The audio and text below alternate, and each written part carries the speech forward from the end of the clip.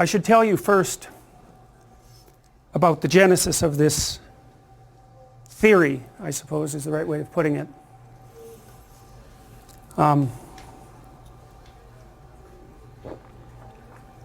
When I was about your age, and that was back in the early 80s or thereabouts,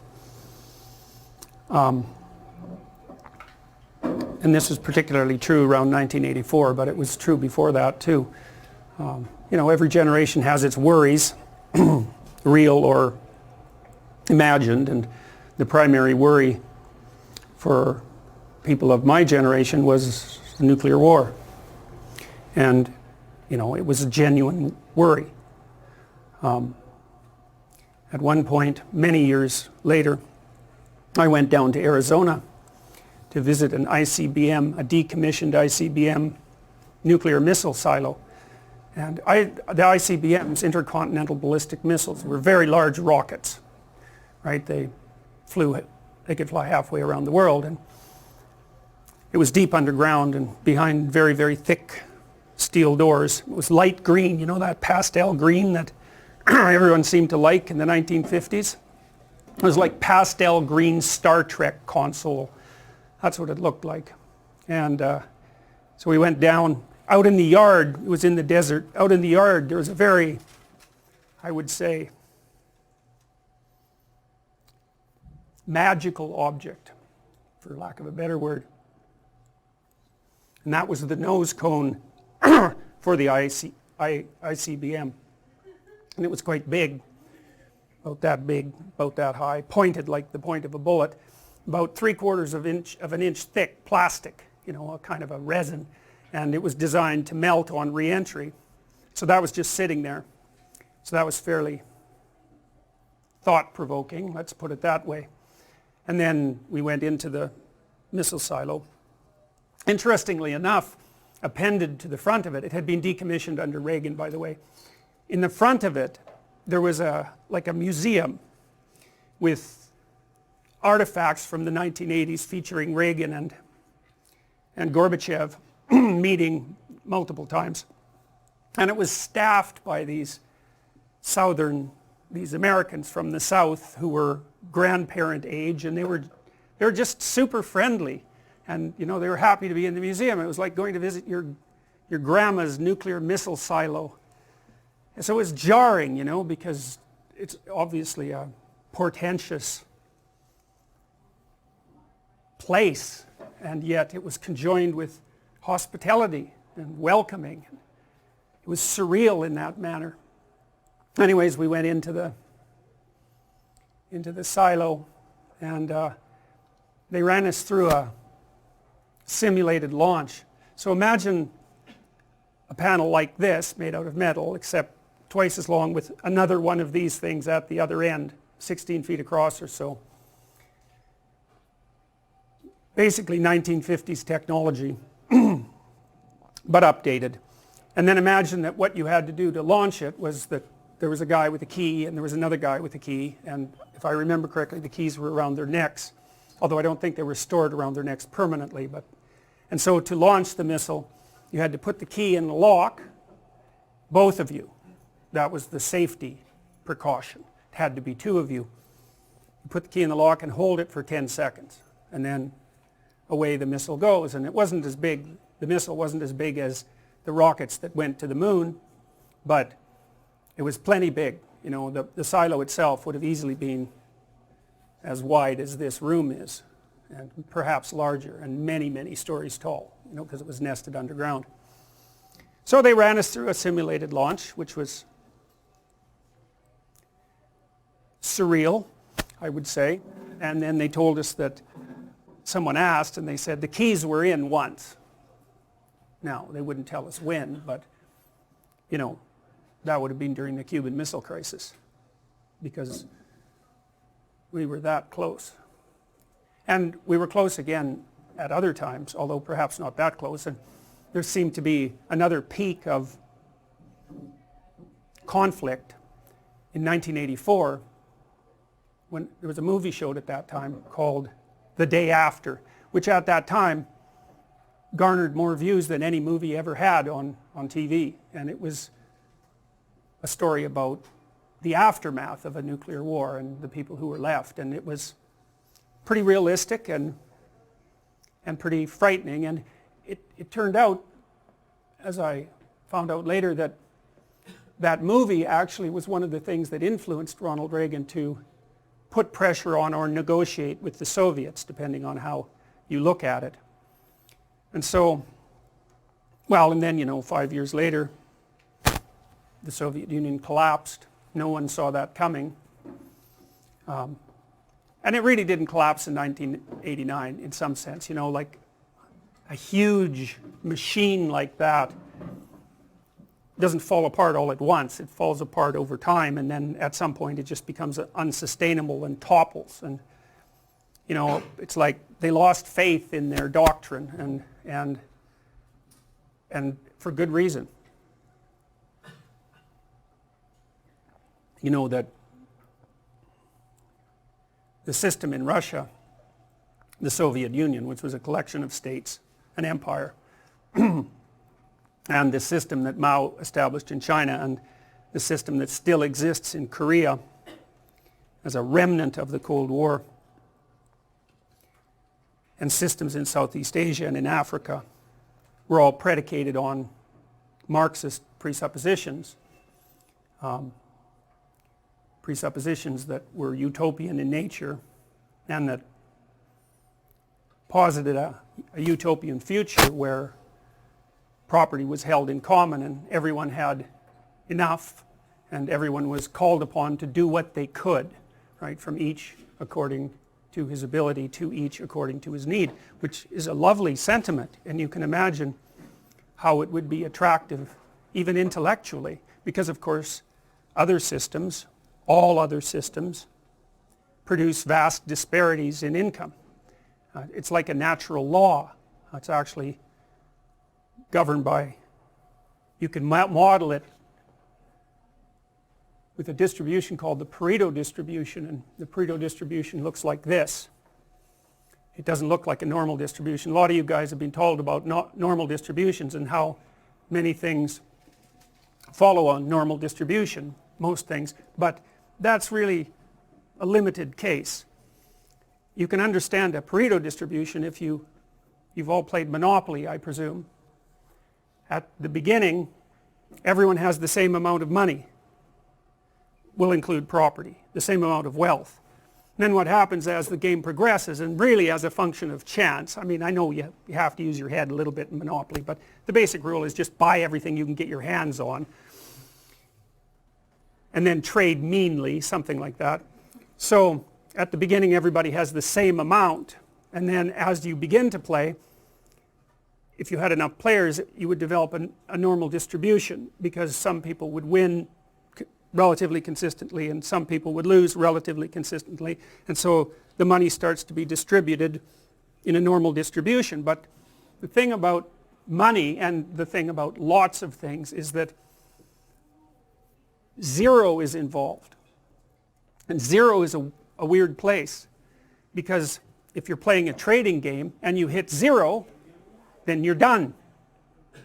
And it's very hard to recover from zero, and it's really hard to recover. When you're doomed in Monopoly. You can tell. You've got some resources, but there's going to be some crisis when you land on some hotel, and you're going to get wiped out. You know it. So there's a point at which you're headed for zero, even if you have something.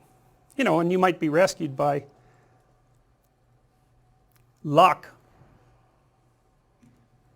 but when you're doomed. So what happens is that as you continue to play Monopoly, more and more people stack up as zero, and fewer people have more and more money. And when the game is over, everyone has nothing except one person, and they have all of it. Now, the funny thing about that is that in some sense that's how trading games work. You might wonder why there is inequality in a society. And it's easy to consider that it's because the society is corrupt, and perhaps societies are somewhat or horribly corrupt. That's the variation. There's no society that's without its criminal element and fixed element. Anyways, trading games tend to produce a Pareto distribution so that very many people have very little and a tiny minority have a tremendous amount. That's the 1% that you hear about, right? And you know, the thing about that 1% is that that's happened in every society that's ever been studied. It doesn't really matter what the governmental system is, and it certainly happened under the Soviets, that's for sure. And there was a lot of people who had enough zero so they just died. So, you know, the utopian dream was completely unimplementable for a variety of very complex reasons. One is that it's very hard to fight against that distribution pattern when people are trading, because mere statistics will do that. And then there's other things that, and I should tell you as well that the Pareto distribution governs a lot of things. So like if you look at books, if I remember properly, last year there was something like 1 million English language books published, and I think 500 of them sold more than 100,000 copies, which is none, right? That's none. And of that 500, you can be sure that one of them was by Stephen King, and he took half the money, because there's like 5 authors in the English language who are on every airport paperback stand occupying the top rung, and that's massive real estate, right, because it's replicated everywhere. And because they're so prominent and because they're known names, when people are in a hurry and they just want something to read, they just grab that, and then more money goes to those people. And so, you know, success breeds success, and failure breeds failure, and it's not necessarily linear. And that's a really difficult thing to deal with. And it's hard on societies, because one of the things we do know is that, you know, as you stretch out the inequality, you make men, particularly on the lower end of the distribution, more and more likely to be aggressive. It's sort of like, you imagine every man has a threshold for violence, and status is important to men.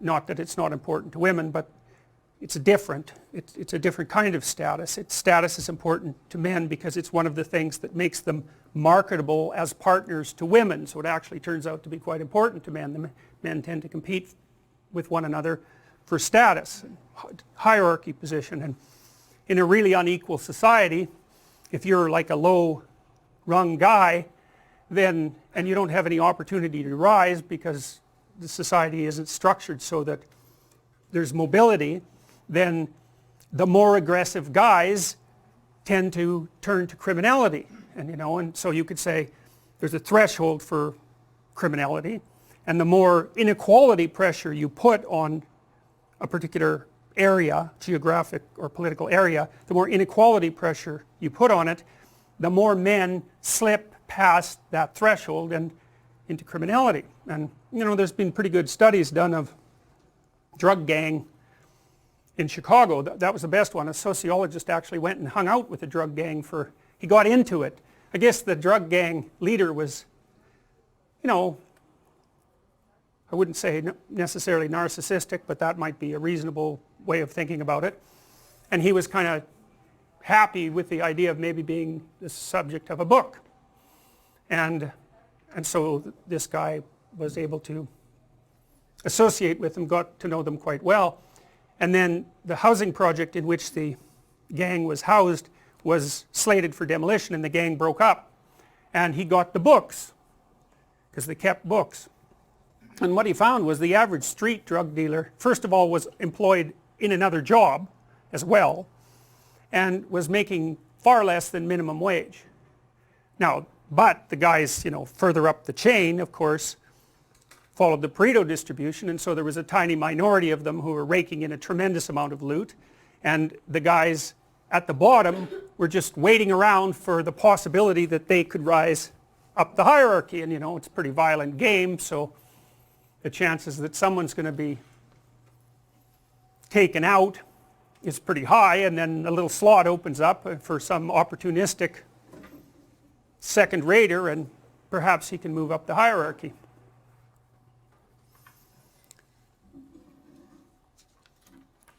So the Pareto distribution governs all sorts of other things too. I mentioned it governs the popularity of books, the sales of books, but it also characterizes the distribution of everything that people produce. So if you think of creative production of any sort, artistic production, industrial production, it doesn't matter. Almost everything fails, and a few things succeed beyond anyone's wildest imagination. Apple's a good example of that. I mean, the iPhone, they have their competitors, but it's an extraordinarily dominant product, and they rake in billions of dollars. I don't know if Apple is valued at $1 trillion, but it's close to that, and that's a lot of money. And I think, if I remember correctly, it's something like this. I probably have the figures wrong, but like the top 40 people, the richest 40 people in the world have as much money as the bottom 2 billion. Right? Now, it's not like they're stuffing their mattresses with that money, or they have a skyscraper full of cash. That money is out in the economy doing whatever money does. So, you can't spend $28 billion. So, and sometimes you can even do some good with it. Bill Gates seems to be doing something reasonable with his money. But the reason I'm telling you this is because one of the things you should know is that this proclivity for inequality is pervasive among the creative products of human beings. It's the case with goals scored in hockey. My son told me, and he's a reliable source on hockey statistics, that if you don't count any of the points that Wayne Gretzky managed with scoring, he still had enough points just with assists to have more points than any hockey player that ever played. So, even at the upper end of the distribution, there's some person who's, they're so good at what they do, and then there's another person that's so much better than them that it's not even comparable.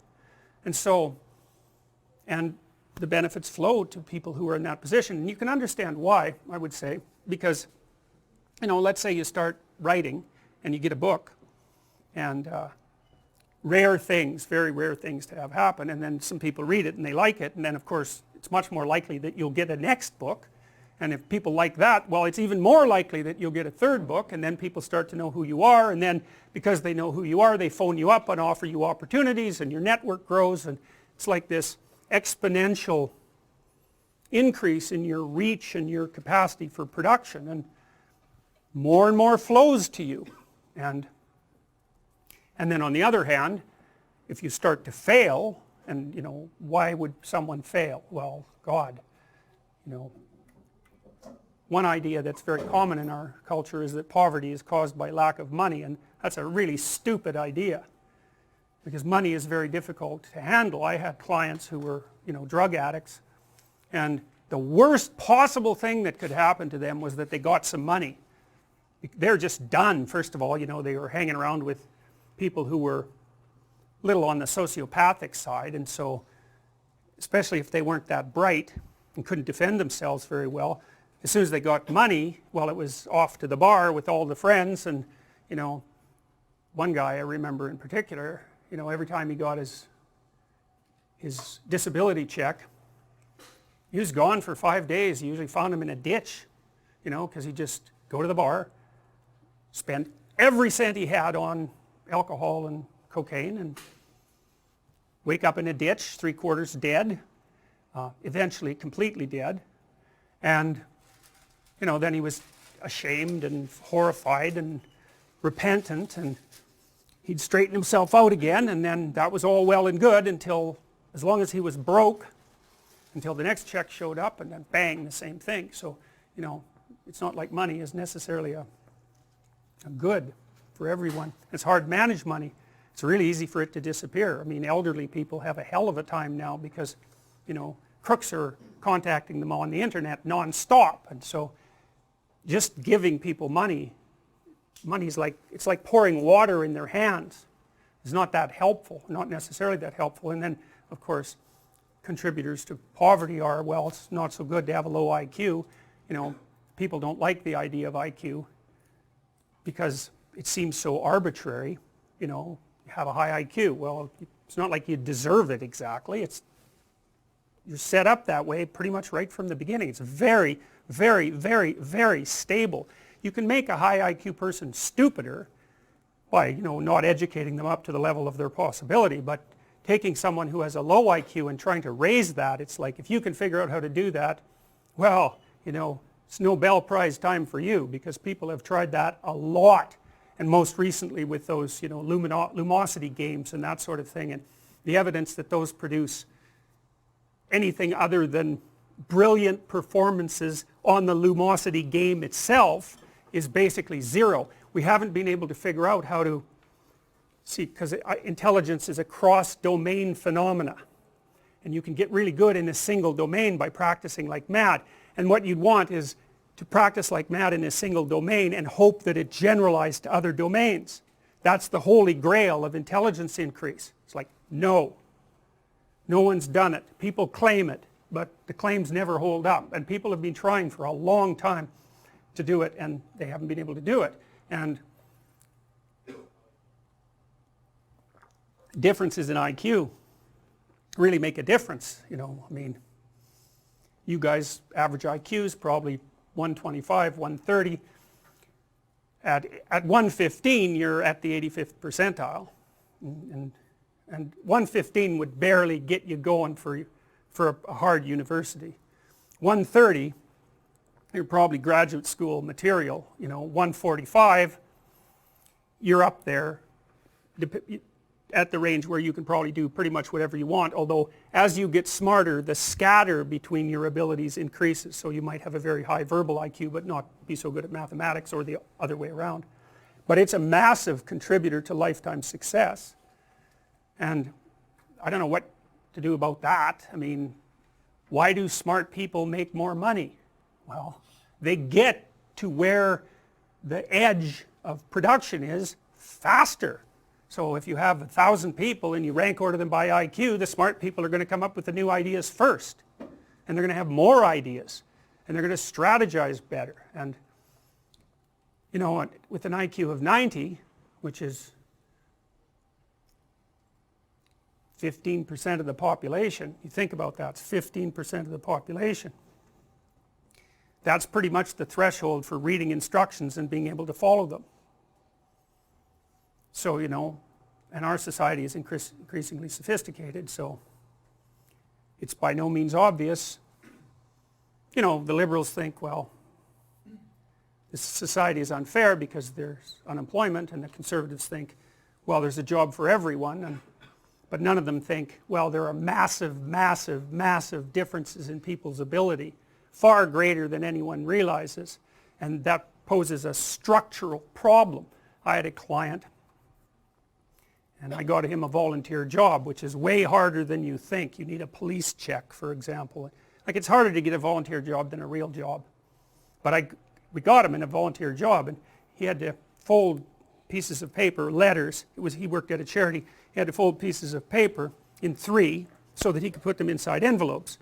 And then the letters, which were in a pile, had to be matched with the proper envelopes, which were also in a pile, but some of them were French and some of them were English, so the French ones had to be matched carefully to the French envelopes, and then if there was one envelope out of order, well, then he had to figure out whether it was the papers that were out of order or the letters that were out of order, and then some of the letters had photographs attached to them, and you weren't supposed to bend the photographs, but they weren't always in the same place, so that meant you had to figure out how to fold the paper in 3, a bunch of different ways without creasing the photograph. And then the other thing is, and I never realized how difficult it is to put a piece of paper in an envelope till I watched someone who couldn't do it, and he probably had an IQ of about 80. If you met him on the street, you wouldn't think anything different of him. He was normal looking guy, had some other problems. I trained him to fold those damn papers for like 30 hours, and he got reasonably good at it. But if you're good at it, and you probably all are, you fold it and the edges line up exactly like really exactly. The tolerance is probably 1/2 millimeter, something like that. Then you do the second fold and the tolerance is the same. But let's imagine that the first fold you're out by 1/8 of an inch, and the second fold you're out by 1/8 of an inch, so it's a little crooked, and that means in total you're out by 1/4 of an inch, and then it won't fit in the damn envelope. So then you kind of crumple the envelope when you put it in there, and then it gets stuck in the sorting machine. And so he sweated blood trying to do that job, and they eventually planned to fire him. So imagine what that's like, eh? You know, you can't get a job, and then so you get a job at a charity as a volunteer, and a charity decides to fire you. You know, I mean, really, that's just... So I talked to the woman who was running it and suggested that that might be a little on the devastating side. I mean, she had her reasons. You know, he was always asking people questions about how to do his job, and you know, so that meant he was interfering with the productivity of other people, and it was genuine interference. I mean, she wasn't being mean, and it was her job to make sure the place did what it was supposed to. So you know, she was between a rock and a hard place.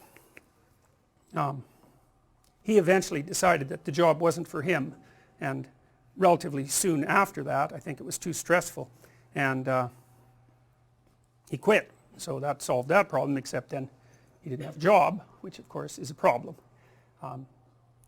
It has a happy ending, this story, as far as I know.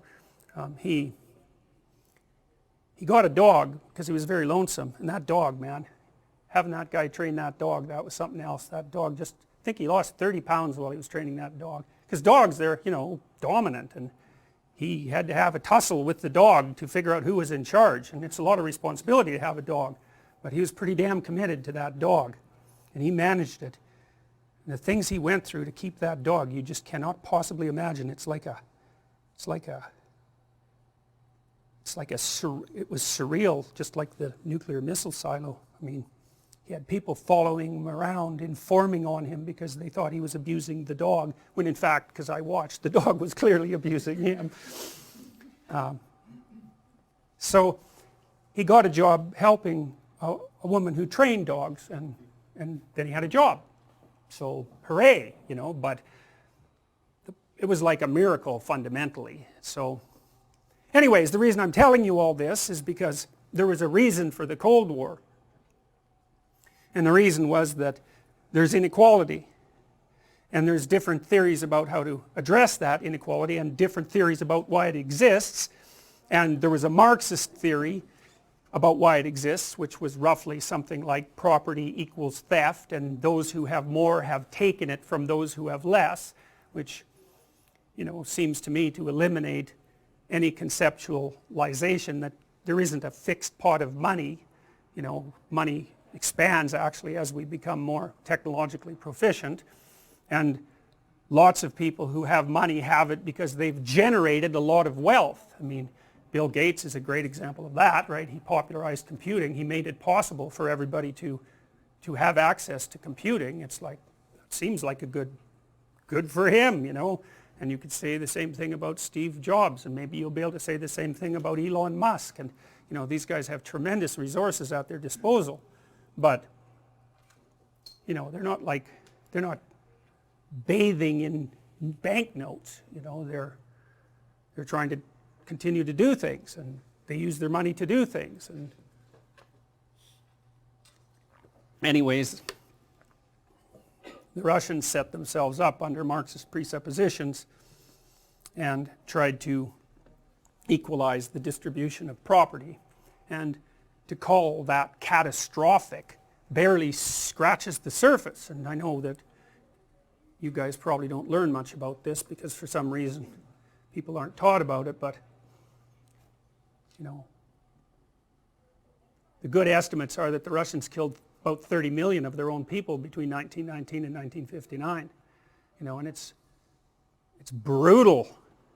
It's brutal. A lot of that was through starvation. You know, I saw a photograph the other day which I tweeted, which is the worst photograph I've ever seen in my life, and that's actually saying a lot, because I've seen a lot of really terrible photographs because I've done so much investigation into totalitarianism. This was a photograph that was taken during one of the early starvation periods in the Soviet Union, where about 3 million peasants died. It was a picture of a peasant couple standing behind a table at a market selling human body parts for food. It's like, and you know, I have this weird quirk, which I don't think does me much good, but maybe helps me understand things better.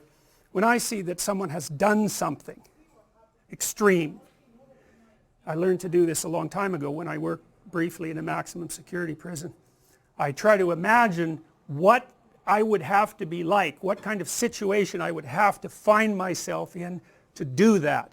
And believe me, man, that's a horrifying enterprise, because it is actually possible, no matter what it is that you read about someone doing, and no matter how unlikely it is that you think you would do that, it's possible to imagine yourself in that situation. And that, well, that's enlightening. That's what I would say. That's enlightening. You know, because one of the things about enlightenment is that you get enlightened by doing things that are necessary that you really, really, really do not want to know, don't want to do. And imagining yourself as a perpetrator of that sort is, that tells you something about the world, and it tells you something about human beings, but it's a hell of a thing to swallow, you know, and in a very well-structured society like ours, where we're so peaceful, well, because we have the heat, and it always works, and we have electricity, and it always works, and we have plumbing, which is a bloody miracle, and it always works. You know, it's just one of the things that this imagination process has done for me is keep me alert to the absolute miracle that my life is every day. It's horribly cold out there. You can't grow any food. You die if you're out there for 24 hours. If any of this infrastructure was unreliable for any length of time, we would be in serious trouble. And it's never unreliable. It's so unlikely. And so here we are with all this reliable infrastructure. And because of that, we don't really have to compete with each other much. I mean, some. You don't compete for food. You don't compete for shelter, or some people do, but not very many. So it's really easy to think of yourself as good, because, well, you're not doing anything nasty to anyone. But, you know, a cynic might say, well, that's just because you don't have any reason to. But those reasons have arisen many times in the past, and in fact they're the norm, not the exception. We're the exception. This insanely functional society that we've somehow managed to generate it's incomprehensible to me that it exists. So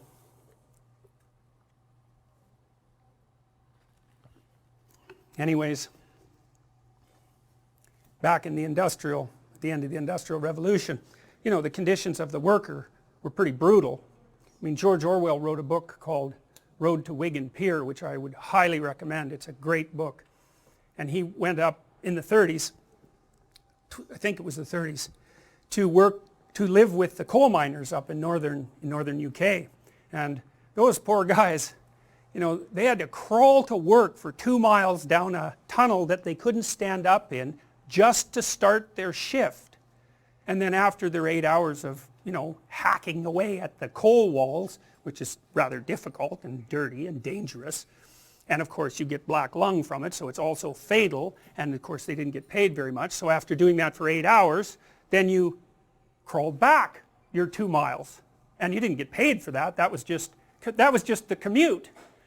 And the housing for those people was not good. The food wasn't good. Most of them had no teeth by the time they were 30. You know, I mean, being poor was no joke, even in a place like the UK, which was relatively well off. And so there was every reason to be concerned about the disparity between rich and poor. And poor is the natural state, you know, that in the Western world in 1895, the typical person lived on $1 a day in today's dollars. And, you know, that's not uncommon in many places in the world now. So there were reasons to be concerned with inequality.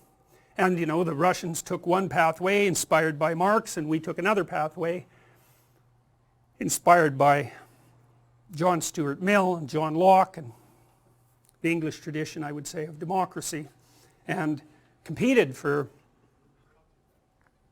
70 years, and things seem to have worked out better here. But it was a hell of a competition, and there were real differences in opinion at the bottom of it, and those two systems turned into armed camps. And that's not over exactly, you know, I mean, there's the Chinese, although they're a hybrid now between communism and capitalism, and hopefully they're more interested in getting rich than they are in, you know, having a war. Greed is a good motivator. Surprisingly enough, it's kind of reliable. But anyways, by 1989, the jig was up. It was obvious that the Soviet system was not functional.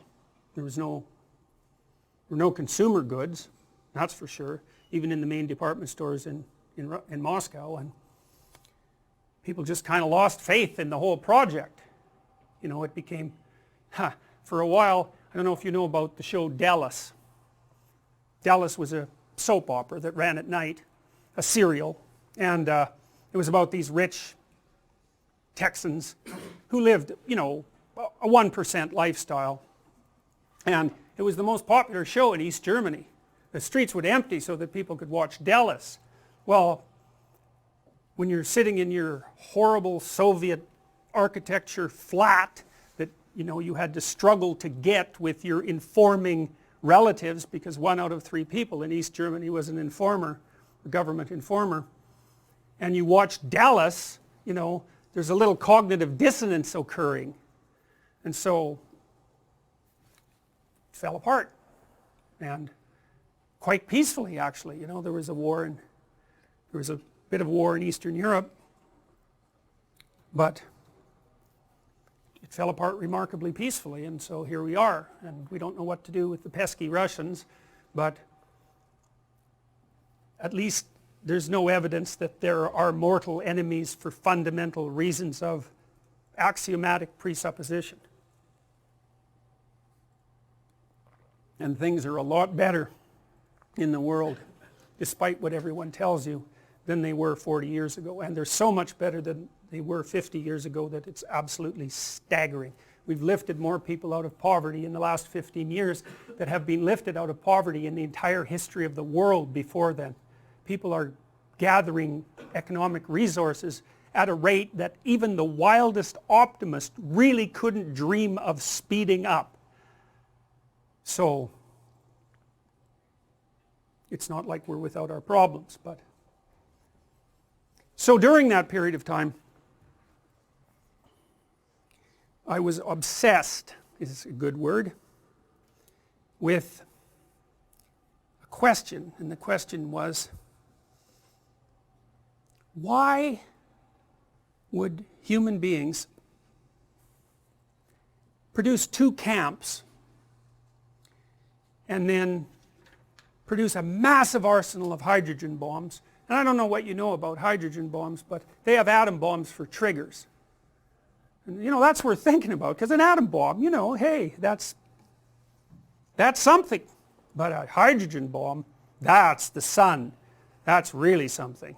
So, and you know, they were at the peak of the Cold War, and this is still true to some degree, there were literally tens of thousands of these weapons aimed at the Soviet Union and at the West. And that was enough to pretty much put an end to everything. And that's a dangerous game, man. You know, and not only because of intent, but also because of the possibility of accidental, just an accident, you know. Just a mistake, or just someone who's a little crazier than you might want them to be. You know, and you might think, well, no one would want to bring about the destruction of the world, but that just means you don't know very much about Stalin, because of all the people who lived in the 20th century who had power, Stalin was the most motivated to bring everything to an end. There's some evidence that he was murdered by Khrushchev and his crew, and Khrushchev was the next leader. And if he wasn't murdered, he was at least not provided with medical attention when he was dying. And there is reasonable evidence that he was gearing up to invade Western Europe, and he didn't really care how much destruction would go along with that. I mean, he'd already killed tens of millions of people. He had a lot of practice. He was good at it. It didn't really bother him. Maybe even enjoyed it. So, what the hell? That's what I thought. How can it be that we are doing this? It's so insane. And so then I started to think about belief systems, you know, because you could say that each camp had its own belief system. The one in the West was derived, it had a very lengthy history, derived from the Greeks and the Romans and the Jews and the Christians, and from various schools of philosophy and from the Enlightenment and all of that. And then the Soviet Union was basically predicated on a rational philosophy that opposed the axioms that the West had evolved, and each group organized their societies around that. And you know, I took political science for quite a long time, and the political scientists and the economists, they basically thought that people competed over resources. But that wasn't a very good answer as far as I was concerned, because it wasn't obvious to me why people valued the resources they valued. The economists just assume that there's resources that you value, but you know, people can value a lot of different things. It's not exactly fixed. I mean, you tend to value food very highly if you're hungry, obviously, but you know, there's lots of things that we value and that we want that seem somewhat arbitrary, somewhat like a decision. So I got more interested in why people valued things and what it meant to value something, and then what it meant to believe something, and then how it could be that someone could believe something so deeply that they would risk their own death to protect it, or at least risk the death of other people, and maybe on a massive scale. Like, man, people are committed to their system. Now, you know, a system of belief is not just a system of belief. That's one of the things that I came to understand, is that it's not appropriate to make this too psychological. People defend their belief systems, but that's not exactly right. You know, we have a shared belief system. Well, it's sufficiently shared so that here we are, we don't know each other, we're a bunch of primates, we're in this room and it's peaceful and no one's scared, and that's pretty amazing, and that means that we're all acting out our roles. So we're acting out our roles, and we have an expectation with regards to those roles, and those two things match. And that's the important thing, and we'll talk about that a lot. It isn't the belief system or the integrity of the belief system even. It's the match between the belief system and the actions of the other people within the belief system. What you want to maintain is that match. You want to act out your beliefs in the world, and you want what you want to happen. That's a good thing. You get what you want and you validate your belief system. Great, perfect, security. But a lot of that is, if we're interacting, even right now, there's a whole set of expectations that are governing what we're doing. Like, you don't want me to take your little tablet there and smash it. That would be shocking, right? You wouldn't know what the hell to do, right? You'd be somewhere different if I did that. And you wouldn't know where you were. And that's another thing to know, because that's a fundamental difference. There's a fundamental difference between knowing where you are and not knowing where you are. I think it's, in some sense, the fundamental difference. You can think about it as the distinction between explored and unexplored territory, but you have to.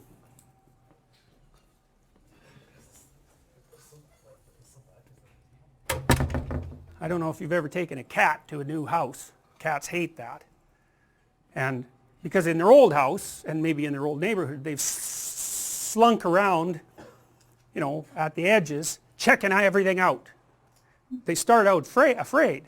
They check everything out. They know where to hide. They know what's safe, and they know that because they go somewhere and nothing happens, and so then they assume that it's safe, and they slowly build up a neighborhood that they're comfortable with. my dad used to take the dog for a walk, and then the cat got lonesome, and so it started to follow him. And first of all, it would just go along the buildings, the houses, on their route, you know, hiding really from predators.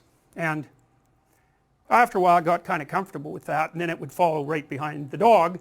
But it had a border, and if my dad took the dog over one street too many for the cat would just sit on the corner and you know, cry like a cat cries. It was like, that's it for me, man, I'm not going any farther out into the unknown. And so the distinction between the territory that you have mastered and the territory that you haven't mastered is a fundamental distinction. It's the distinction between home and the strange land. And the thing about familiar territory for people is that most of the familiar territory that we inhabit is other people, because we're so social. So you can't really think, it's a weird way of thinking about territory. It's not exactly geographical, objective territory. It's territory with a dominance hierarchy in it. And the dominance hierarchy has a predictable structure, and you know where you fit in it most of the time. And so that when you act out in that territory surrounded by your people, then often you get what you want. And you're so thrilled about that, because you just don't want someone acting erratically around you. And you know that. So you walk down Bloor, and there's people there that should really be institutionalized, but we deinstitutionalized them all so they could be free, and free to be, you know, suffering and malfunctioning out on the street. That's what the freedom ended up being. But you know, you'll walk by someone like that who's muttering away to the voices in his head, and you know, maybe striking out against whatever it is that's plaguing him, and you won't make eye contact. You might even go across the street. You're certainly going to give him a wide berth. You're going to keep a distance between him and you, and you're going to hope that you don't attract his attention, because he's not in the dominance hierarchy, and you don't know what the hell he might do. And that's unexplored territory too. That's another way of thinking about it. Like, we inhabit time and space, not just space and not just time. We inhabit time and space. And our territories are spatial temporal. We're here now. And this is safe now. And it's safe partly because of the physical structure and it's working. But it's also safe because none of you are manifesting peculiar behavior. But if you started to manifest peculiar behavior, if you stood up and started muttering or yelling, or maybe attacking someone next to you, all the rest of you would freeze first, because then all of a sudden this would be unexplored territory. The match between what you want, which is a peaceful lecture that you hope has some content, the match between what you want and what's happening has vanished. And so then you don't know where you are. And so then what do you do when you don't know where you are? What do you do when you don't know what to do? Well, if you're a computer, you just crash. But, you know, what good is that to you? You're just going to die? That isn't helpful. You freeze first, and then maybe you cautiously attend, or maybe you don't. Maybe you just keep your damn eyes averted, and you sit there and you hope that no one notices you. That's a prey response, right? That's like a rabbit frozen when it thinks a fox is looking at it. And we were prey animals for a long time. There was a cat that they recently discovered, a prehistoric cat that had this bottom single tooth, and they found out that a human skull fit right inside its mouth, and so it could grab you here and pierce the back of your skull with its single tooth, and that's what it was evolved for. So, you know, it's under such conditions we evolved. And we're predators, obviously, but we're tasty predators. And so other things were perfectly happy to eat us. And so when you're where you don't know what to do, you act like a prey animal. And that's probably what you should do, because maybe if you keep your head down and shut the hell up, there won't be any attention attracted to you. And maybe you'll get through it. You know, you might decide, unlikely, to intervene and take the guy down, but you would be the exception rather than the norm. And It's unsurprising.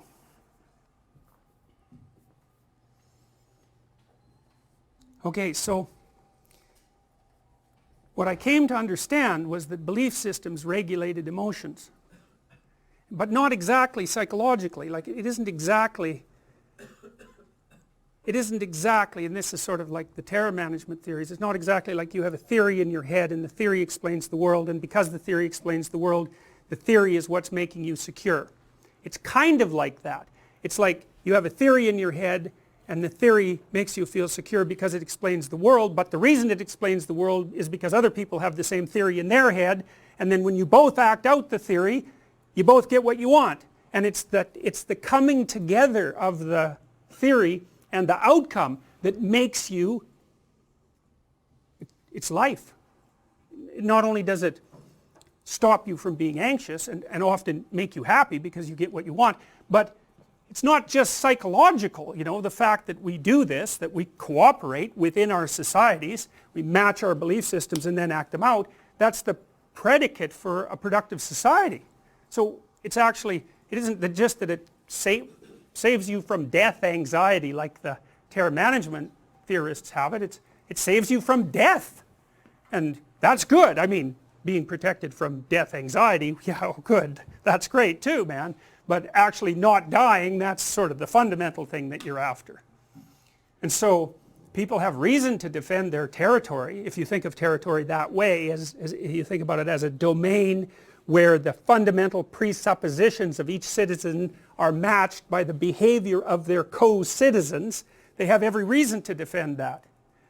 And if it falls apart, it can have mortally serious consequences. It's chaos, and that chaos doesn't just destabilize everybody psychologically, it destabilizes everything. It can destabilize the currency, it can destabilize the industrial economy, the lights can go off, it's like, it's not good. So, hey, no wonder people protect it.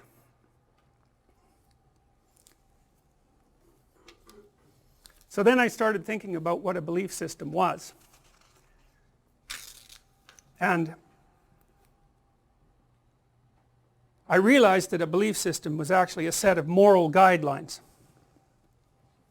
And moral guidelines are guidelines about how you should behave. Also how you should perceive. And the reason that a moral guideline is necessary for you to perceive is that you can't look at anything without a hierarchy of value, right? Think about it. Like, how many things in this room could you look at? There's innumerable things in this room to look at. There's just all these squares, the little tiny squares in this fabric. You could look at those things till the end of time, one at a time, but you don't do that. In fact, if I took most of you out of this room, there's a very low probability that you'd be able to tell me what color the walls were, or even if those things were on the walls. And the reason for that is that who cares? As long as the walls don't move, color is irrelevant, and there's no reason for you to remember it. It has no emotional significance. It has no value. And so what you do instead is, well, this is what you're doing. So why are you here? I don't mean in the broad metaphysical sense. I mean specifically, why are you here right now?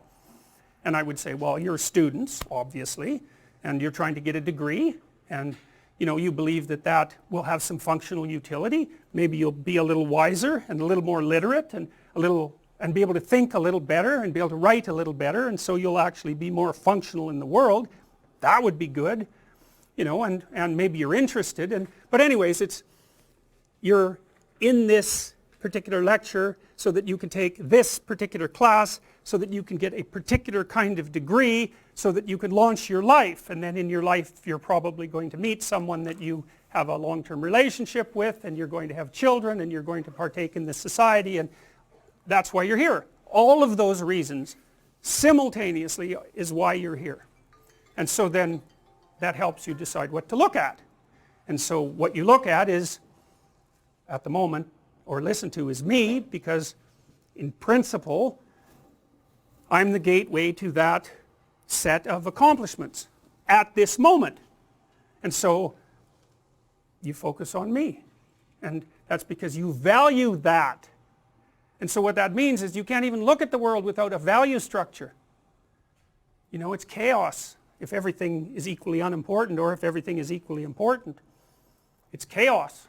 And so a value system structures the very way that you perceive the world. And I don't mean that metaphysically. There's plenty of experiments that have demonstrated that, like the invisible gorilla experiment, which, how many of you know about the invisible gorilla experiment? How many don't? Well, roughly speaking, what happens is that there are two teams, a white team dressed in white and a team dressed in black, and there's a video of them, and the black team is passing a basketball back and forth, and the white team is passing a basketball back and forth, and you're supposed to count the times the basketball gets passed back and forth. There's only one basketball. And so, you know, you're diligent for whatever reason.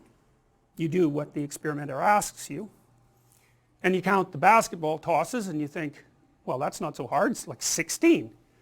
So you tell them 16, and they say, did you see the gorilla? And half of you say, what are you talking about? And the experimenter says, well, let's watch again, but this time don't count. Well, sure enough, like 30 seconds into the video, and you know, the players fill the video screen. It's not like they're 300 yards in the distance, you know, like little ants playing basketball. They're right filling the screen. You can see their faces. Sure enough, a minute into the video, this guy in a gorilla suit, and he's not little, and neither is the gorilla suit, he comes out, bangs his chest right in the middle of the screen for 5 seconds, and then disappears. And more than half actually of people don't see that. And it's even worse. Dan Simon did another experiment where you're at a counter, you know, at a store, and there's a clerk there, and you're talking to the clerk, and the clerk goes down hypothetically to get something, and a different clerk pops up, and you'd think, hey, I'd notice that, but you don't.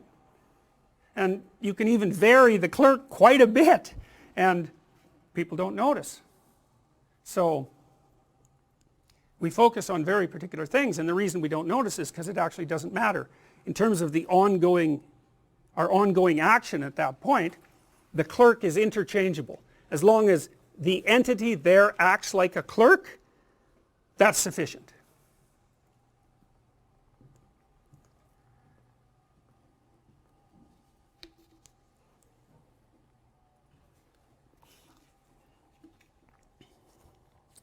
So, belief systems structure your perceptions, value systems, we're going to call them value systems. They structure your perceptions, and they also guide your actions, because you act in accordance with your values, conscious or unconscious. You have values that you don't know about because you just don't know yourself very well.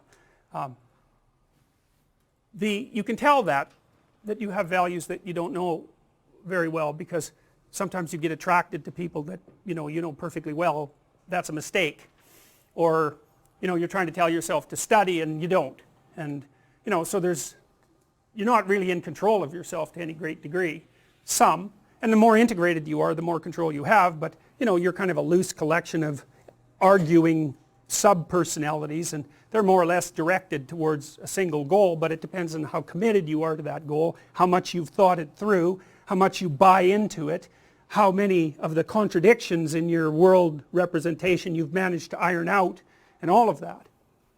So, but in any case, it's value systems that govern action and perception, and so we're going to take an existential perspective, a phenomenological and an existential perspective in this course. And phenomenological means that we're going to base our presuppositions on the idea that what you experience is real, all of it. We're not really dividing the world into object and subject. That isn't how this particular approach works. It's more like you have a field of experience. It includes things like pain, which is not really something objective. But it's real. One of the things I've come to understand is you are not required to believe what I'm telling you, by the way. If you have an argument about why some of this doesn't make sense, then follow that sucker, because I'm trying to tell you what I've reached with regards to bedrock presuppositions, and I haven't been able to put pry bars underneath them, but that doesn't mean you won't. And you know, you should try. Anyways,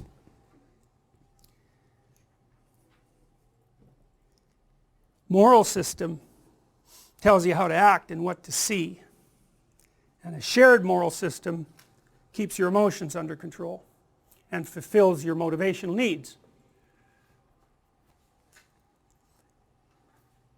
Now there's this old idea of David Hume's, and David Hume famously posited that you cannot derive an ought from an is. And what he meant by that was that merely knowing the objective facts about something does not tell you how to implement those facts in your life, and that that's actually a gap. Now you could say, and I think this is the case, that that's actually a necessary consequence of the scientific endeavor, because one of the things that you're trying to do as a scientist is to strip away the value of the object, right? Because I don't care what your idiosyncratic notion of the object is. I want to know how you perceive the object such that everyone else will perceive it at least that way. And so that takes the subjectivity completely out of it. And so it might just be a necessary consequence of the scientific method that it doesn't have a morality implicit in it. People argue about that. Sam Harris, for example, argues, he believes that we can come up with a scientific morality. I don't believe that, because I don't think that you can make rational judgments about value. It's too complicated. It's far too complicated. It's something that has to emerge. It can't be. I mean, Marxism was supposed to be a scientific utopia predicated on scientific principles and all of that, and you know, it just didn't work. Anyways, so I kind of buy Hume's argument that you can't derive an ought from an is. Now, that's a problem. First of all, it's a problem because you have factual knowledge, but you don't know how to implement it. You know, it's like, should you spend money on AIDS, or should you spend money on cancer, or should you spend money on higher education? How the hell are you going to calculate that rationally? You can't, because you just don't have the information at hand. It's not possible to, you know, I worked for a UN committee at one point, and the UN committee had like 100 proposals for how the world could be improved, but there was no order to them. It's like, it wasn't, you know, this was more important than this. It's like, well, that's the end of that. You know, you got to start with something, and so that means you have to make something more important than other things, obviously, in your life. If everything's of equal importance, then you're paralyzed.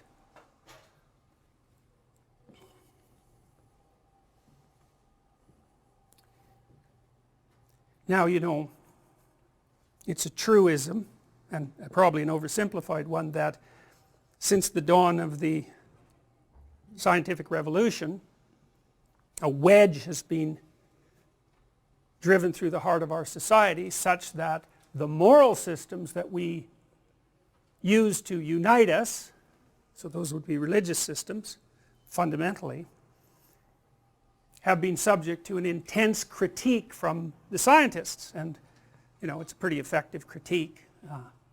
Even if you've maintained a traditional faith, it's like, you know, the scientific onslaught is no joke. And that's a problem, as far as I can tell, because, and the problem is that you're still left with the problem of how you should act.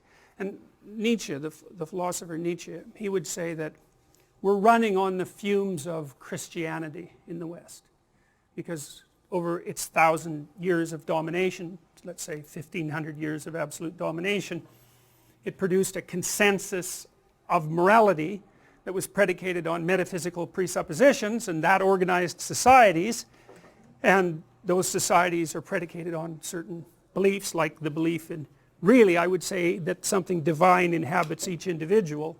You know, that's sort of the presumption that's embedded in law. It's sort of the idea that underlies the idea of natural right, right? There's something about you that's so valuable that even the law has to bow to it, even if you're reprehensible, even if you're convicted and reprehensible. Now that's, man, the idea that people came up with that idea, that's a bloody miracle. It's, you know, because generally speaking, your proclivity is, if someone's been even accused of doing something, the general human proclivity is that even if someone's just been accused of doing something terrible, that's enough so that you can stone them to death or do whatever you're going to do with them. Presumption of innocence before guilt? Good God. Of all the things that aren't automatic, that's got to top the list. You know, it's unbelievable that that occurs. And it's interesting to me because it seems to me that that presupposition that there's something valuable, transcendent about each individual, I wouldn't call that a scientific presupposition, but it seems to be a highly functional presupposition, right? I think, in that it isn't unreasonable to notice that societies that have valued the individual and made the law subject to the individual, even with regards to voting, because that's basically what voting does, it puts sovereignty in the hands of the people, those societies actually seem to work. Now, whether they'll work for the next 300 years, who the hell knows? I don't know, but they've worked pretty well for the last 500 years, let's say, and we've got it pretty good right now, and, you know, I suspect most of you are rather pleased that the law recognizes your value as individuals, and you take that for granted, right? You think you have rights, and of course the rights that you have, natural rights, are logical consequence of your transcendent value, and that's nested in, this is Nietzsche's observation, that's nested in a set of metaphysical beliefs, and his idea was that if you wipe out the metaphysical beliefs, eventually you wipe out the whole system, because you've knocked out the cornerstone. And it might take a long time for the thing to shake and fall, but it will. Now, whether he was right or not is hard to say. It looks to me like what's happened since Nietzsche announced the death of God in, say, the late 1800s is that Western society has oscillated between extremes. You know, extremes on the right, Germany, extremes on the left, and, you know, with the democracies, at least the other democracies, the democracies managing to stay the course somewhere down the middle. But it's not obvious to me that that can be maintained without the underlying metaphysics. And that's a problem, because whatever you might say about the underlying metaphysics, it's not true the way science is true. And that could be okay, because there might be more than one form of truth. In fact, I think there is. I think there's pragmatic truth, and I think pragmatic truth is actually deeper than scientific truth. And pragmatic truth is the truths that enable you to act in a manner that best, that improves the probability, roughly speaking, of your existence and your reproduction maximally. That's a Darwinian idea. And one of the things about the Darwinian theory, this kind of puts it in opposition to scientific materialism, I would say, is that the Darwinian theory is that you don't have privileged knowledge of the world. And you can actually tell that because you die. Right? If you knew enough about the world, you wouldn't die, and you do die. And so you're an embodied theory of sorts, and that theory is good enough to get you along about 80 years and produce some reasonable probability that you'll have children and that they'll survive. That's it, man. That's what you've managed after 3 billion years of evolution. It's a good enough solution. It's a good enough way of acting, and we don't know a better way of acting. And our world conceptions are actually nested inside the Darwinian system. And they might be predicated on pragmatic truths rather than objective truths. Pragmatic truths are truths that have functional utility. And we're alive. We care about being alive. We tend to use our theories as tools. It's possible that our theories are tools, and that they're tools to help us stay alive.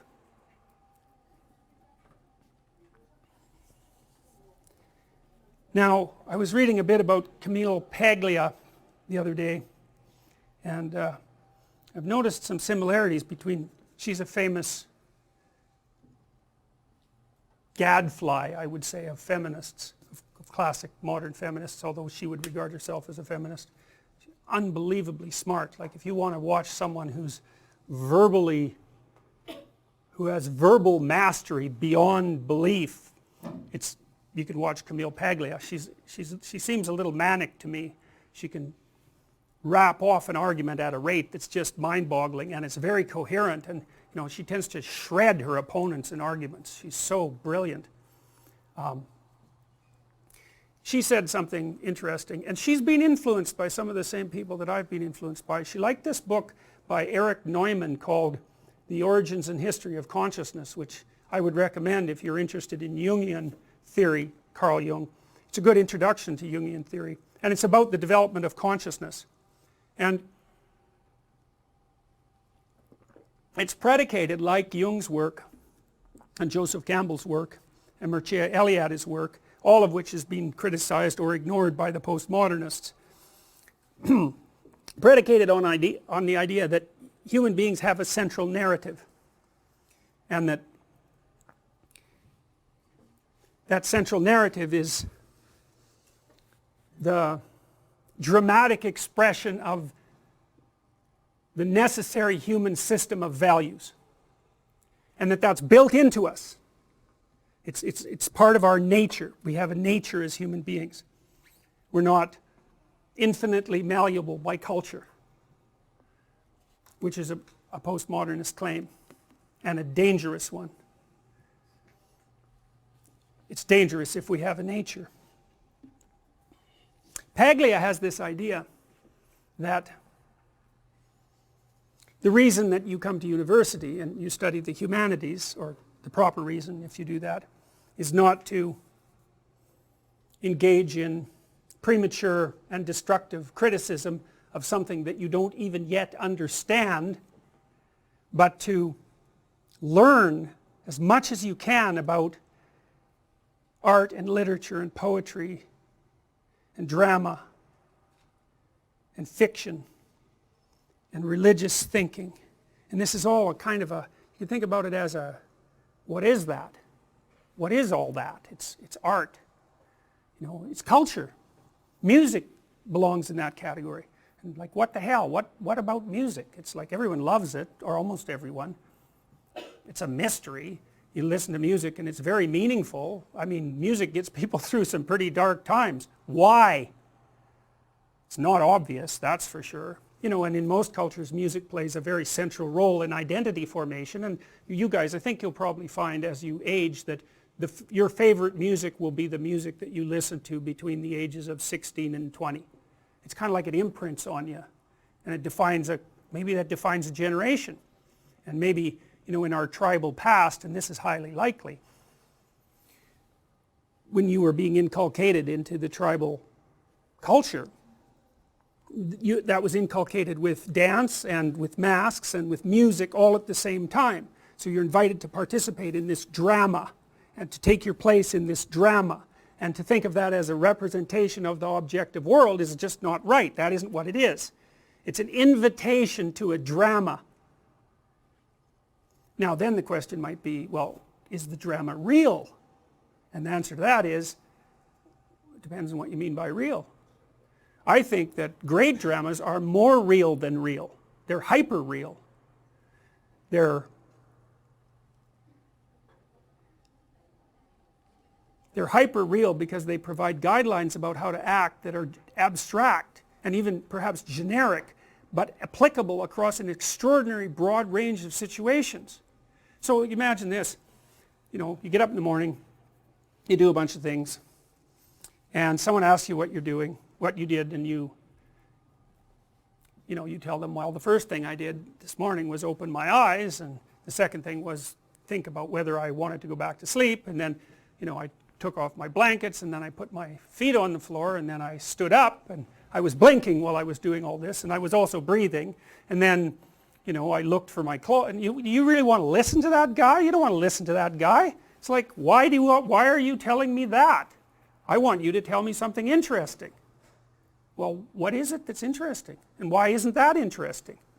It's not obvious. So then imagine the guy actually tells you a pretty good story, a little adventure. Probably he was doing something normal, something unexpected happened, he had to conjure up some new responses, and he either settled the problem or didn't settle the problem. Yeah, you're interested in that, especially if he settled the problem, because if he can tell you how when he encountered some unexplored territory he was able to sew it back together, then maybe you can do that when that thing happens, and that's pretty cheap wisdom for you. He had to go through all the aggravation of figuring it out, and all you have to do is listen. You know, and that's kind of a classic story. A classic story, roughly speaking, is there's a guy, woman, doesn't matter, going about their life relatively normally, something blindsides them, and they're in a state of chaos. Chaos is a place. Chaos is the place that you end up when what you're doing and the world stop matching. And the chaos can be of different degrees. You know, you could wake up and find that your house was burgled. You could wake up and find that your parent has Alzheimer's or some fatal disease, or that you do, or that your whole family was murdered, or that there's a war starting, or, you know, there's different degrees of chaos. And I think you can quantify the chaos by calculating how much of what you do and expect is likely to be disrupted by the event. Now, because the more disruption, the more destabilized you're going to be, which is why if someone tells you that you're going to perish painfully in 3 months, it's like, that's a bad one. You're really in an unexpected territory there. Nothing that you assumed that was real, roughly speaking, in the world is real anymore. We like to watch people in their normal life blindsided by something, experiencing this interregnum of chaos where they explore and gather new information and retool their character or retool the world, because either of those would work as a solution, and then come out the other side and things are better than they were to begin with, or at least as good. But better is better. That's a happy ending, right? That's a happy ending. That's a comedy, technically speaking. And so what you want your life to be a comedy. Not that it's supposed to be funny, because comedy doesn't have to be funny, technically speaking. It's just the opposite of tragedy. Tragedy is when you're going along pretty well and you get blindsided, and that's that. And you know, that can certainly happen. It happens to people all the time. But it's a comedy you want.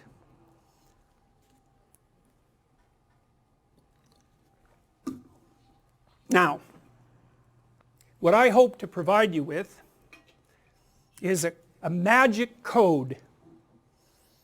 You know, there was a book published a while back. Tom Hanks was in the movie. He was a Harvard professor who went around solving symbolic mysteries. Do you remember? What was it called?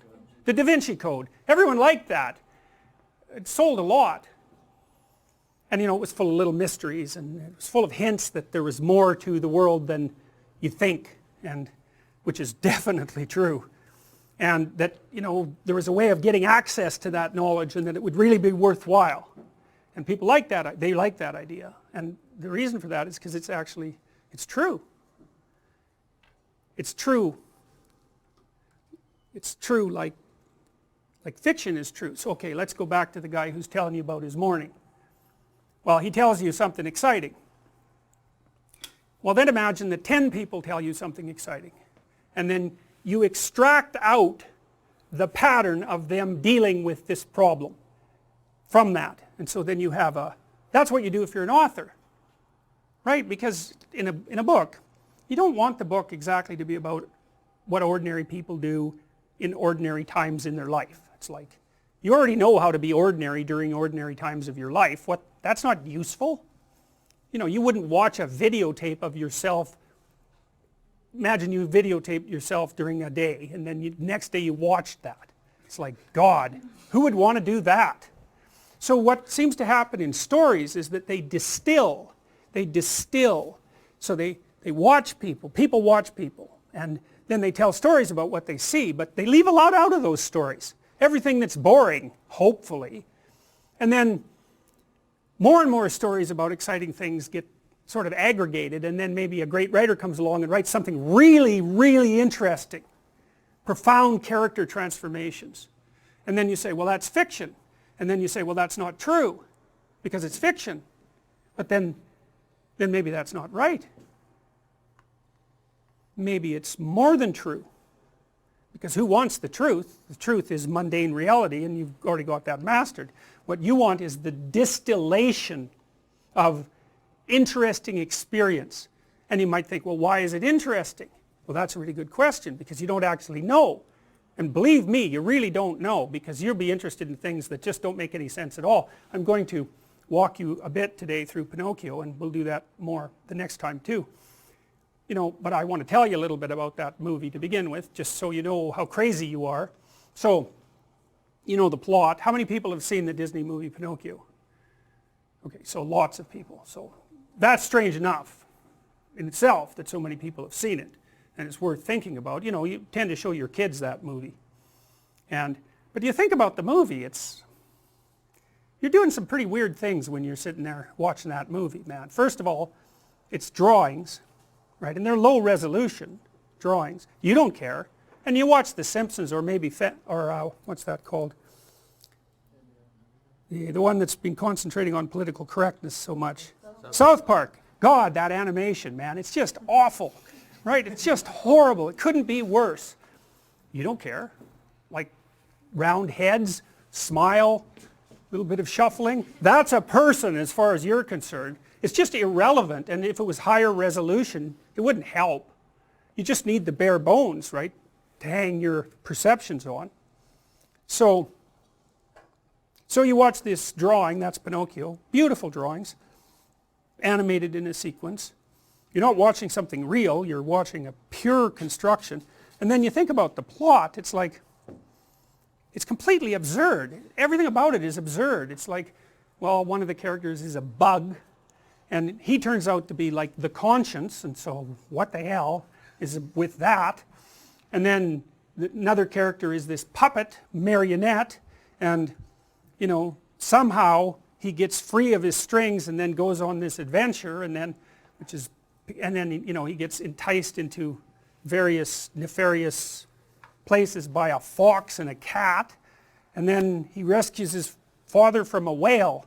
And you don't even know how his father got in the whale. It's like the last time you see his father, he was in a rainstorm, and the next thing that happens is he's in a whale. And you're sitting there thinking, hey, no problem, this all makes sense. It's like, what? Really? Why? How does that make sense? Well, the answer is you don't know. That's the thing that's so cool. You don't know. You don't even know what you're watching. But it doesn't matter. You watch it and you're interested in it. You want to see what the hell happens to this puppet. You want to see if he ends up becoming a real boy. Because it seems important. Well, you say, well, is Pinocchio true? Well, that's a stupid question. It's partly a stupid question because the answer is it depends on what you mean by true. And it isn't obvious to me what you should mean when you say that something's true. And the reason it's not obvious is because we have this idea in our society, and it's a very profound idea, and that idea is that the ultimate truth is scientific truth. That tells us about the nature of the world, and it does that in a final way in some sense. There's no brooking any arguments about it. And the physicists have got it right, and that's why they can make hydrogen bombs, and that's a pretty good demonstration of their being right. But you don't act as if that's true. And you don't. And you watch things and pay attention to things and are captivated by things that aren't predicated on those assumptions. And it seems to me that there is a problem of what the world is made out of, but there's a bigger problem, and that's the problem of how you should conduct yourself in the world. And that's really what you want to know. People want to know that more than anything. Because you need to know. It's like, here you guys are in university. It's like, you don't know what you're doing. I mean, some of you know more than others, but you're at the beginning of your life, and life is very complex and chaotic, and it isn't exactly obvious, you know, what kind of relationship you should form, or what sort of character you should develop, or what you're going to do for a job, or what's the meaning of life. That's a good one. What's the meaning of life? Well, and you know, people come to university, at least many of them, and that's kind of what they want to find out. Now, Paglia, her notion is that, you could think about it this way, is that articulated knowledge is embedded in inarticulate knowledge. And inarticulate knowledge is the domain of literature and art and high culture, let's say. And we sort of know what it means, but we don't exactly know what it means. It means more than we know. And then outside of that is what we don't know at all. And that's an idea that Jung developed as well, and maybe Paglia picked it up from Jung, because Jung believed that, you know, there was this domain that we had mastered in every domain, and then there was a domain outside of that which you could think of as unexplored territory, and what we met unexplored territory with was our creative imagination, and that what we were trying to do with our creative imagination is to figure out how to deal with that unexplored territory. We were producing dramas that we could act out that would help us deal with what we still hadn't mastered, and then outside of that there's just what we don't know at all. And Paglia's idea, and this was Jung's idea, was that without understanding that surround, you're too atomized. You're not part of your historical tradition. You haven't incorporated the spirit of your ancestors who built all this. You're just here now. And you don't know what to do either, and you don't know how to maintain your culture, and you don't know how to serve it. And you know, you might say, well, why should you serve your culture? And well, I have a hypothesis about that. You know, you can think about this. I don't know if it's true, but people ask what the meaning of life is, and it seems to me that meaning is proportionate to the adoption of responsibility. You know, like, let's say you have a little sister who's like 3. You're going to take care of her. Like, questioning whether that's a good idea just seems stupid. You know what I mean? It just doesn't seem like the right kind of question. It's like, well, obviously, self-evidently, let's say, that's what you do. And do you find it meaningful? It's like, probably, you know, interacting with a little kid. When I had little kids, you know, when they were like 2 or under, we took them out to see their relatives, and they were older people, and you know, they watched that 2-year-old like it was a fire. You know, every second that little kid was in the room, every single adult was focused on him or her. That's something that people attend to, and that's a source of meaning. And what else is meaningful? Well, your family relationships are meaningful to you, and maybe the responsibility that you adopt as a friend, that seems meaningful. Maybe your decision to pursue a particular career and be of some utility in society, you know, part of that's governed by your desire to establish some security and get ahead. It's fine, but you're also playing an integral role in the maintenance of the structure that supports you. And my observation has been that in my clinical practice is that people just have a hell of a time if they don't slot in somewhere, you know. You know, you think, I got to go to work at 9 in the morning, and you know, I've got this rigid schedule. It's like, it's probably a good idea to be grateful for that, because what I've noticed is that if people pull out from those externally scaffolded systems, they drift. They get depressed, they get anxious, they don't know what to do with themselves. You know, they're kind of like sled dogs with no sled. and we're kind of like sled dogs as far as I can tell, beasts of burden. Like, we need a load, man. We need a load. And the question is, what sort of load do you need? And here's why I think we need that. You know, I've been thinking about how to figure out what's real for a long time. And because I'm an existentialist, I'm operating under the presupposition that you can tell what people believe by watching how they act. I don't care what they say. I don't care what their statements are about their view of reality. Because the relationship between that and their actual actions is certainly not perfect, and sometimes doesn't even exist. One thing I've noticed is that no one argues with their own pain. Everyone who hurts acts as if they believe that pain is real. So we could say the ultimate reality is pain. That's how people act. It's in keeping with the claims of many religious traditions. You know, the Jews are always recollecting past pain. I mean, the Christian God is a crucified person. I mean, there's a fair bit of pain there. For the Buddhists, the fundamental maxim is that life is suffering. And it seems to me that there's a metaphysical claim there. And the metaphysical claim is that pain is real. Now, of course, it depends on what you mean by real. But people act as if their pain is real. So that's a good place to start. Now, that poses a problem.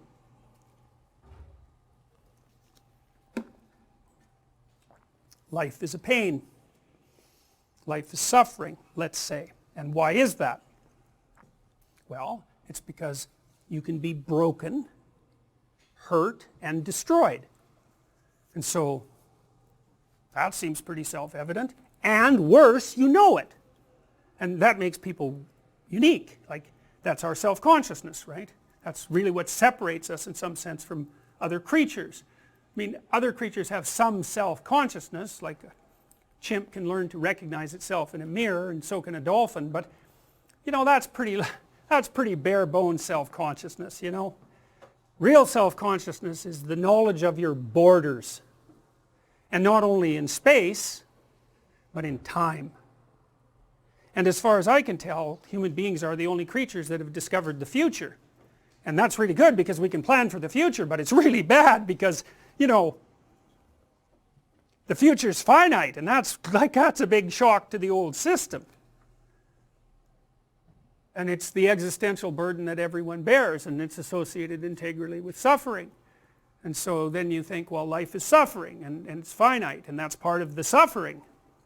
That's part of what makes you question the value of existing, and maybe the value of existence itself. So then what do you have to use as a weapon against that? Well, you know, we talked a little bit about responsibility. That seems to work, you know. The amount of responsibility that you adopt in relationship to things seems to increase your meaningful engagement. And you might say, well, what's the most meaningfully engaged activity? And you might say, well, how about a little reduction in the old suffering? You know, so you live your life so that you're not causing undue pain, especially pointless pain.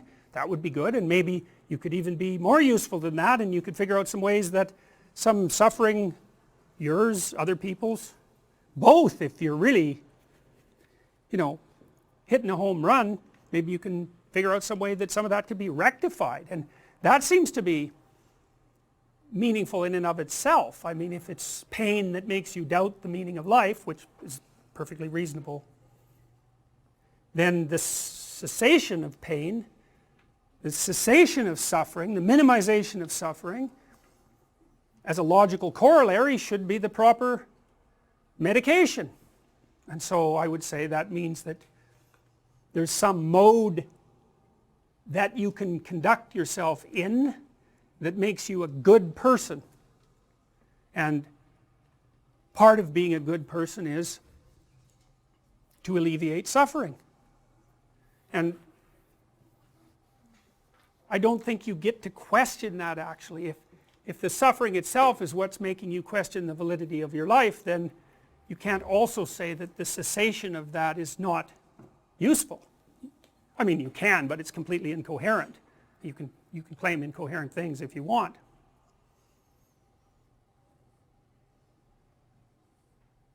So then I would say these distilled stories that I'm talking about, the stories that are written, say, by great authors. I'm particularly fond of Dostoevsky, whose works are, he's head and shoulders above anyone I've ever read in terms of writers of fiction. He deals with the hardest questions that human beings face. And he has characters on both sides of the argument, and they really lay out the arguments. It's not like Dostoevsky, you know, he's got a belief, and so he has a character, and that character has his beliefs, and that character always wins the arguments. That doesn't happen in a Dostoevsky novel at all. He sets up a character, and then he sets up like 3 or 4 antagonists, and those antagonists, they're not straw men, they're like iron giants.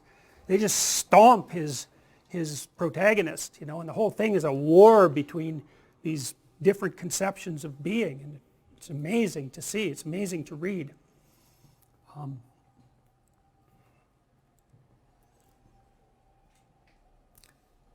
So you distill these stories. Great authors distill stories. Great storytellers distill stories. And we have stories that are very, very, very, very old. Those are usually religious stories of one form or another, but they can be fairy tales. Because fairy tales, some people have traced fairy tales back, you know, more than 10,000 years. And so they're part of an oral tradition. And oral traditions can last for tens of thousands of years. And, you know, it's a story that's been told for 10,000 years is a funny kind of story. It's like people have remembered it and obviously modified it. It's like the game of telephone, you know, where I tell you something and you whisper it to the person next to you and so on.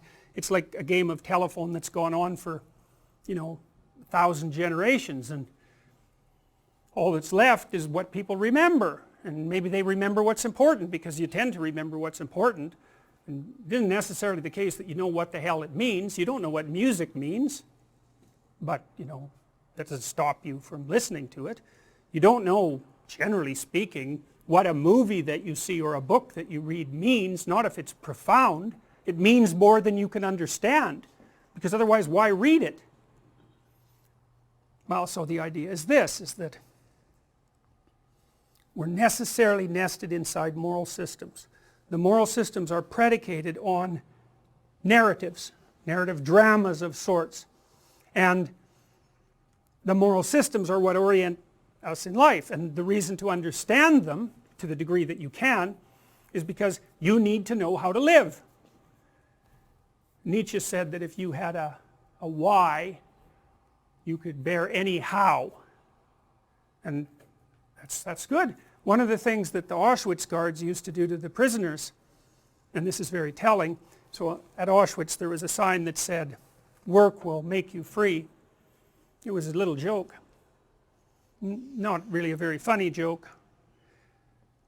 You know, it's the kind of joke that you have to be satanic is the appropriate term to conceptualize and to dare to state.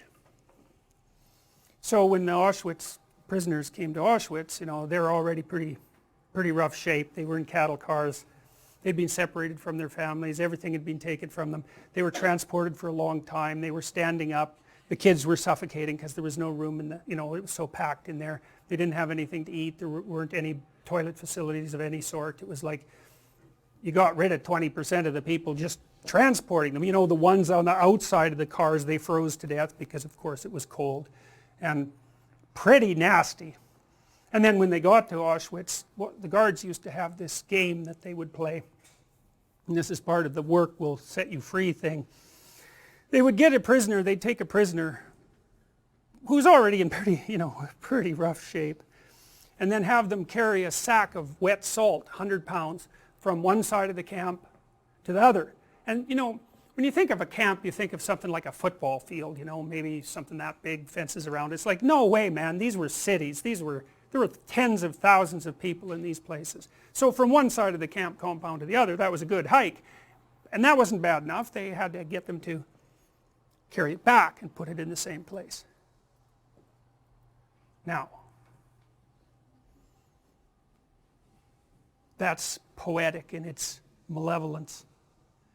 What you're doing is you're harnessing the human compulsion to engage in useful activity and demonstrating how absolutely futile that is despite its difficulty. Seems like a bad thing to do. People need, it's a parody of meaninglessness, that's what that is. And people need meaning in their lives because their lives are difficult. And so the question is, to what end should you devote your life? And another question might be, well, does it matter? Matter is an interesting word, because matter is matter, but matter is also what matters. And I would say that what matters is more real than matter. At least that's how you act. And then the question is, well, is there something you should be aiming at? It's a good question. That's the question of the meaning of life. And one of the things that's supposed to happen when you come to university is that that's the sort of question that should be addressed. And as far as I can tell, and this might just be my more cynical side, what I see happening to university students, generally speaking, is that they come in clinging to the wreckage of their culture and floating with the pieces, and those pieces are taken away by professors who tell them that everything can be deconstructed and nothing has any real meaning. And it's like when you're finally educated, it's when you're floating out on the ocean and you've got nothing to stay afloat with. It's like, well, then you're done and you can graduate. And it's like,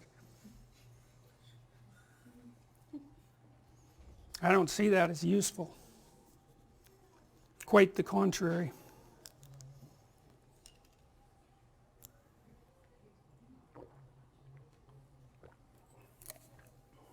So let me tell you a story.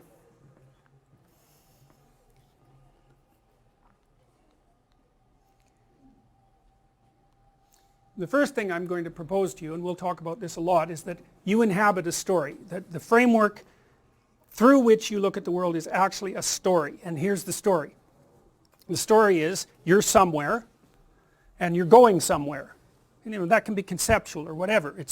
But there's a gradient between where you are and where you're aiming at, which means no more really than you're doing something while you're sitting there.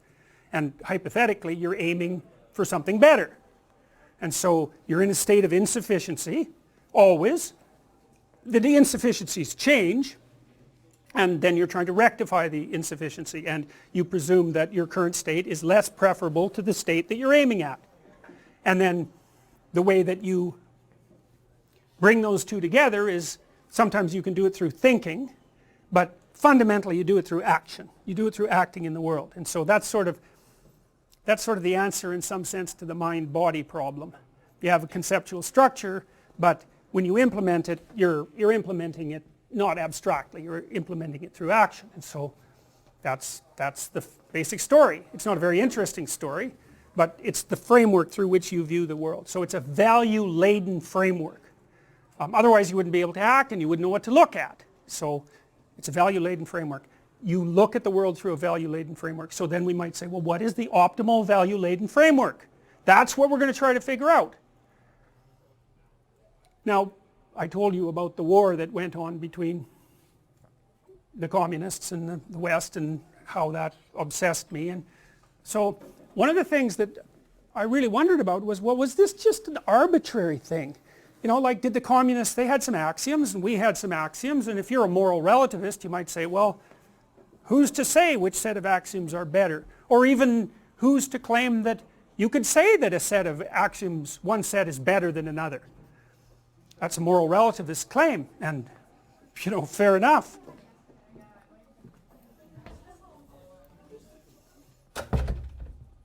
So I thought, well, maybe this is just an arbitrary thing and it's going to be settled by force, because that's how you settle an arbitrary claim between two competing systems where there's no room for negotiation.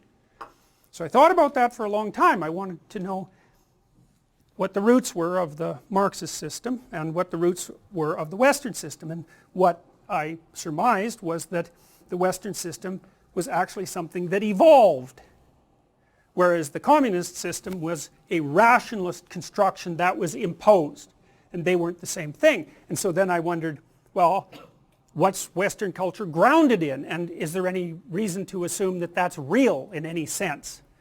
And so that's what took me into the study of the underlying stories, the fundamental stories upon which our culture, I believe, is based, and some of those are very old. I'm going to tell you a Mesopotamian story. It's one of the oldest stories we know. I'm going to tell you an Egyptian story. Those are sources of our culture. And I think those stories are grounded in much older traditions. And I think they refer to something real, actually real. Now, I already told you that there are different ways of conceptualizing real, and that my initial hypothesis, presumption, axiom, you might say, is that pain is the most real, and the reason I believe that is because that's how people act. Now, you can criticize that. You can certainly come up with an alternate conceptual framework, which the scientists have, because they believe that the most real thing is matter. Maybe we need more than one set of tools to operate in the world. It's possible.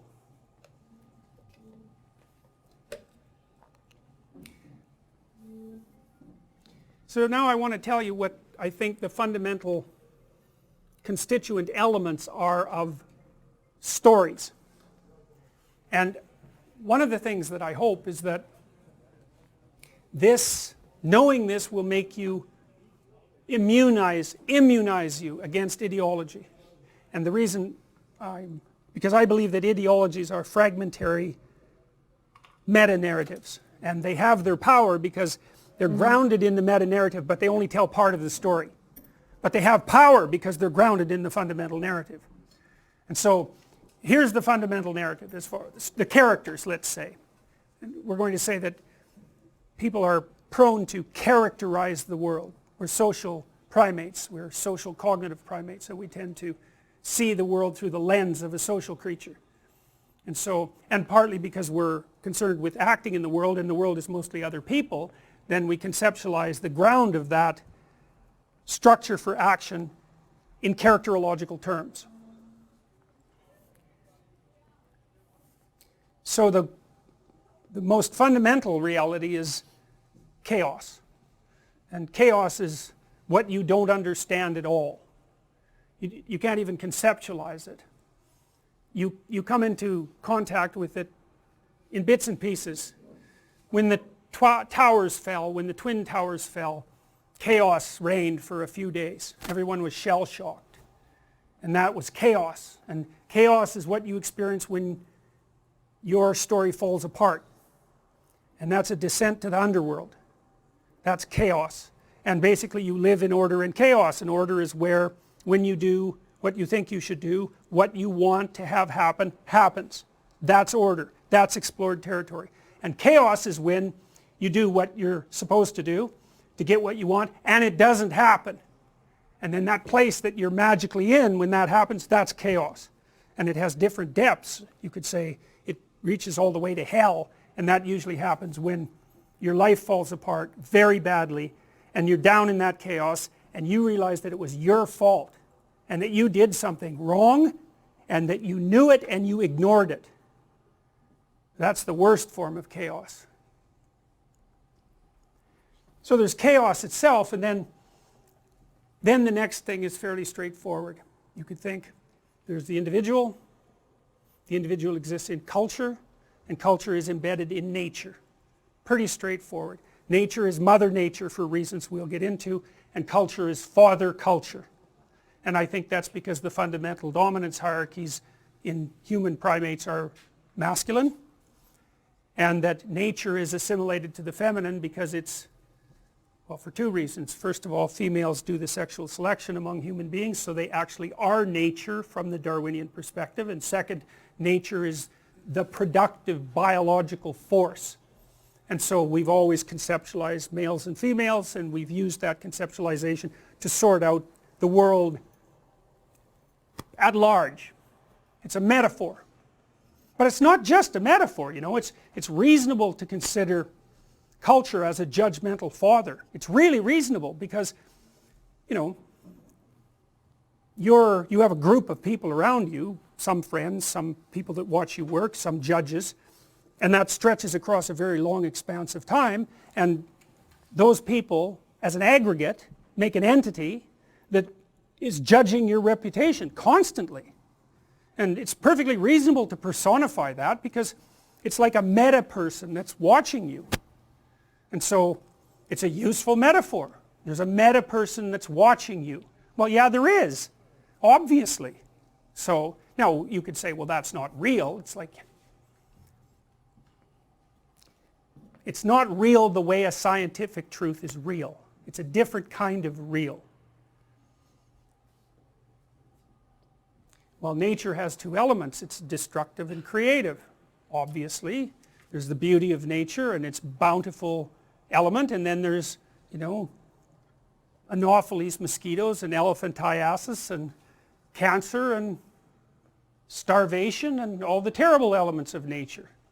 And then there's culture, and culture is tyrannical because you have to shape yourself, involuntarily even, to get along with other people. You sacrifice a lot of yourself and develop yourself, but you sacrifice a lot of yourself in that endeavor, right? We have to kind of average ourselves out in order to live together, and some societies are more tyrannical than others, but there's always a tyrannical element. You see that at university, you know. You guys know that to some degree, this is such a big place, it's easy to feel like a number here, and that whether or not you're here or not doesn't matter. The institution doesn't care. Well, that's the tyrannical element of it. Now, it does care because here you are and you're getting educated and all that, and so maybe that's positive. But it's got both. These characters always have two sides. You know, there's the negative side and the positive side of nature.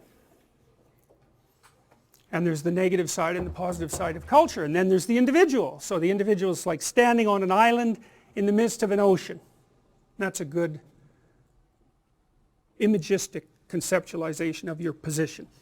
There's solid ground, it has a limited expanse, and outside of that is everything you don't understand. And you as an individual have a positive and negative element as well, and that's the hero and the villain. And of course, what good is a story without a hero and a villain? And the villain is the person who isn't acting like a person should act, and the hero is the person who's acting like a person should act. And so you go to movies and you read books, and there's heroes and there's villains, and to some degree what you're doing is you're fleshing out your notion of a villain. You know, you read about 30 villains and you think, well, there's something villainous about the villains that's the central element of villainy, whatever that is, and you could imagine you construct out a meta-villain and a meta-hero, and those are the characters in religious stories, generally speaking. You know, in the Marvel movies, there's Odin, and Odin has two sons, right? Thor and Loki. And Thor is like,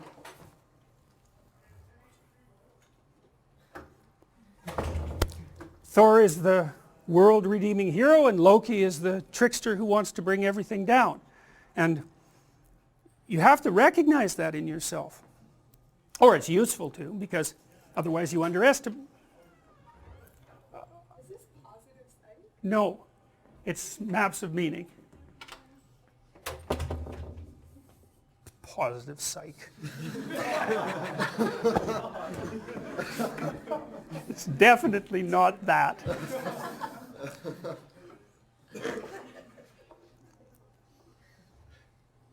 Why might you be villainous?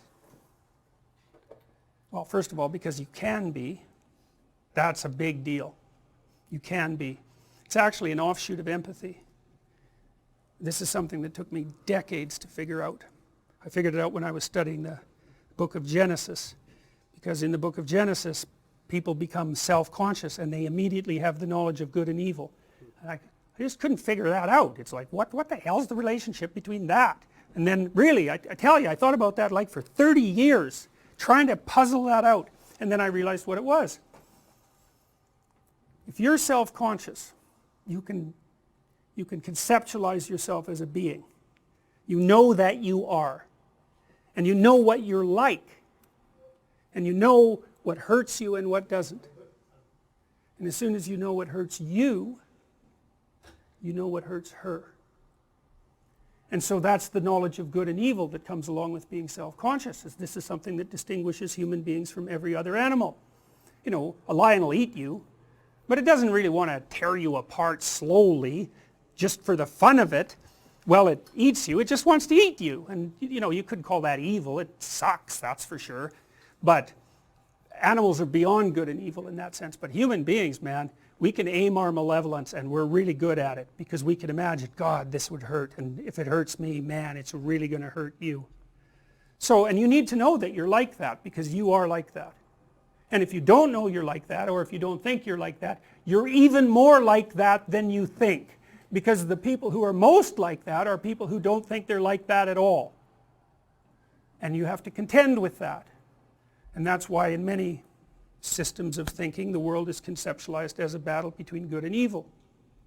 And it's an appropriate conceptualization. It's a meta-conceptualization. And the culture is the wise king and the tyrant, and that's always the case. And you're always stuck with that, because as an individual, with your negative side and your positive side, your negative side is the resentful side that is irritated at the limited conditions of being and the suffering that entails, and its arbitrary and unfair nature. And no wonder, like, that side has a case to make. It's not trivial. In the Brothers Karamazov, that argument is laid out beautifully. There's a character, Alyosha, who's a monastery novitiate, and not really a sparkling intellect, but a very good person. And he has a brother, Ivan, and Ivan's a vicious genius.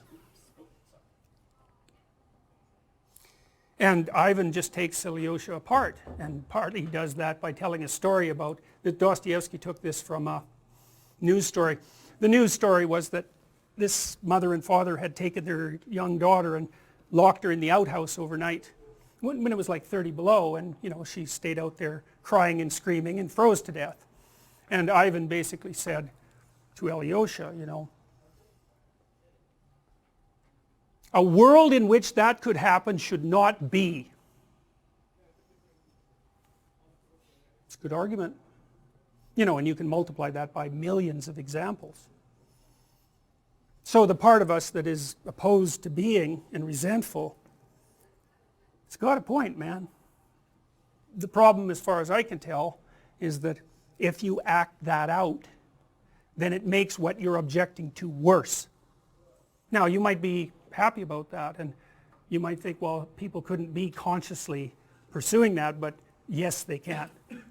I would recommend a book called Panzram if you're interested in that sort of thing. It's a book written by a man who raped 1,200 men and killed dozens and burned things down to the ground every chance he got, and tried to start a war between England and the US, and who was aimed at nothing but mayhem. And he wrote an autobiography at the request of a doctor who had befriended him, and he tells you exactly what he did and why.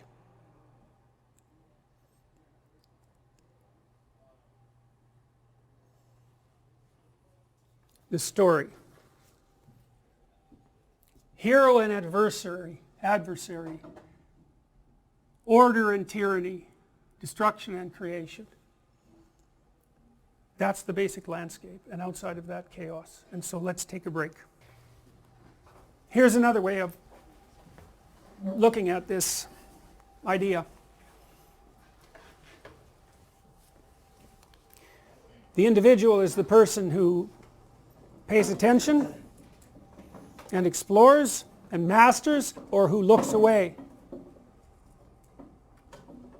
And the person inhabits an explored territory, and this is unexplored territory. And so wherever you go, there's you, and two halves of you that you have to contend with. And wherever you are with people, there's the society with its tyrannical and beneficial nature, and the society in some sense is that match between what you're doing and what's happening. It's really important to get that right. And then unexplored territory, that's wherever and whenever what you're doing stops working. And so it's not exactly a geographical idea, you know, because when you think of explored territory, you think of geographic landscape, like the domain of an animal, you know, or like your house. And, you know, that's definitely an element of it, but, you know, if you're in your house and a snake comes into your living room and you're in there, it's like, well, that's an important difference between your house 1 second ago and your house now. And so your house can turn into unexplored territory at the drop of a hat, and that's because we live in space and time. And so the unexplored territory is conceptual. It's a conceptual territory, and it's just wherever you are when things aren't working for you the way they're supposed to be. And so, and these are permanent parts of the human experience, which is why I think they are fundamental characters in our narratives. There's always you, there's some subject of the story, and that subject is an ambivalent person with many different potentials, and you're always somewhere, and it's with other people because that's our territory, right? I mean, we're social beyond comprehension. And you know, even our primate ancestors, most of their territory was other primates, and their brains and our brains are specialized to view the world as an aggregation of personalities. It's really important to us, and so we tend to view the whole world that way. And then unexplored territory, well, that's where you don't know what to do. But you know, you do know what to do when you don't know what to do. Peculiarly enough, it's rather non-specific. It's this generalized stress response, and so what happens is you freeze, roughly speaking, if the threat is enough. Then you produce a lot of cortisol and a lot of adrenaline so that you're bloody well ready to move quick in whatever direction you have to, and then maybe you pay more attention. And that's what you do when you don't know what to do. And the problem with that is you can stay in that state forever, man. That's kind of what post-traumatic stress disorder is. It's like, you're just like that all the time. And the problem with that is, it's very uncomfortable. I mean, you stay like that for any length of time, you're going to get depressed, you're going to develop an anxiety disorder, you're going to get old. Because you're burning up resources like mad. You know, your system is shunting everything to maintain that state of emergency preparation. And it's exhausting. It's not where you want to be. So that's partly why people are so prone to defend their territories, their familiar territory, because if their familiar territory is invaded or disrupted, then they default back to this state of emergency preparation, and that's like, that can unglue you if it's profound enough. You know, and you guys know this already. I mean, I think people experience this most particularly when they're betrayed by someone they have an intimate relationship with, you know, when they're lied to. There's other ways, the collapse of a dream or a vision that you've been pursuing, or an illness, or the death in a family. There's lots of other ways, but betrayal is a really good one, because if you're with someone for a long time, you trust them, you have a representation of your past, you have a representation of you in the relationship, you have a representation of them, you have a representation of relationships, you have a representation of the future. You get betrayed, it's like poof, even the past isn't what you thought it was.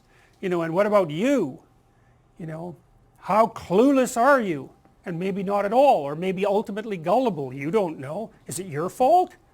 Or, you know, are you so clueless that you just can't protect yourself? Or was the person malevolent in some subtle way that you failed to detect? Everything's up in the air. Not good. And this idea that human beings travel to the underworld and come back is like, it's a really useful thing to understand, because we do that all the time. Whenever we fail, it's like, whoop, down into the underworld for a while, where everything's in chaos, and then maybe we sort ourselves out, and bang, we're back up.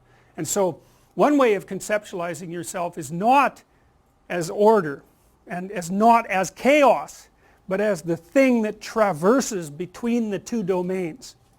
And that, I would say, is the mythological hero.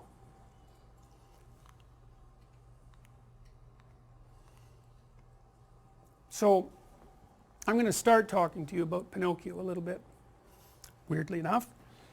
I hope you enjoy this. And the reason I want to do it is because I want to put some, I want to bring what I told you abstractly down to earth, and then you can start thinking, well, do the conceptions that I've introduced to you, are they good for anything? Do they help?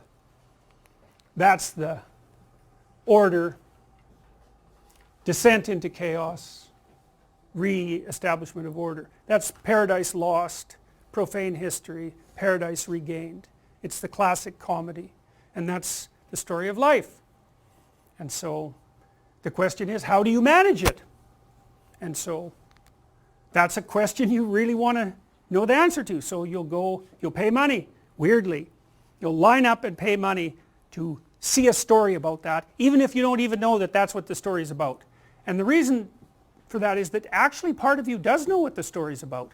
You know, you have your cognition has multiple layers.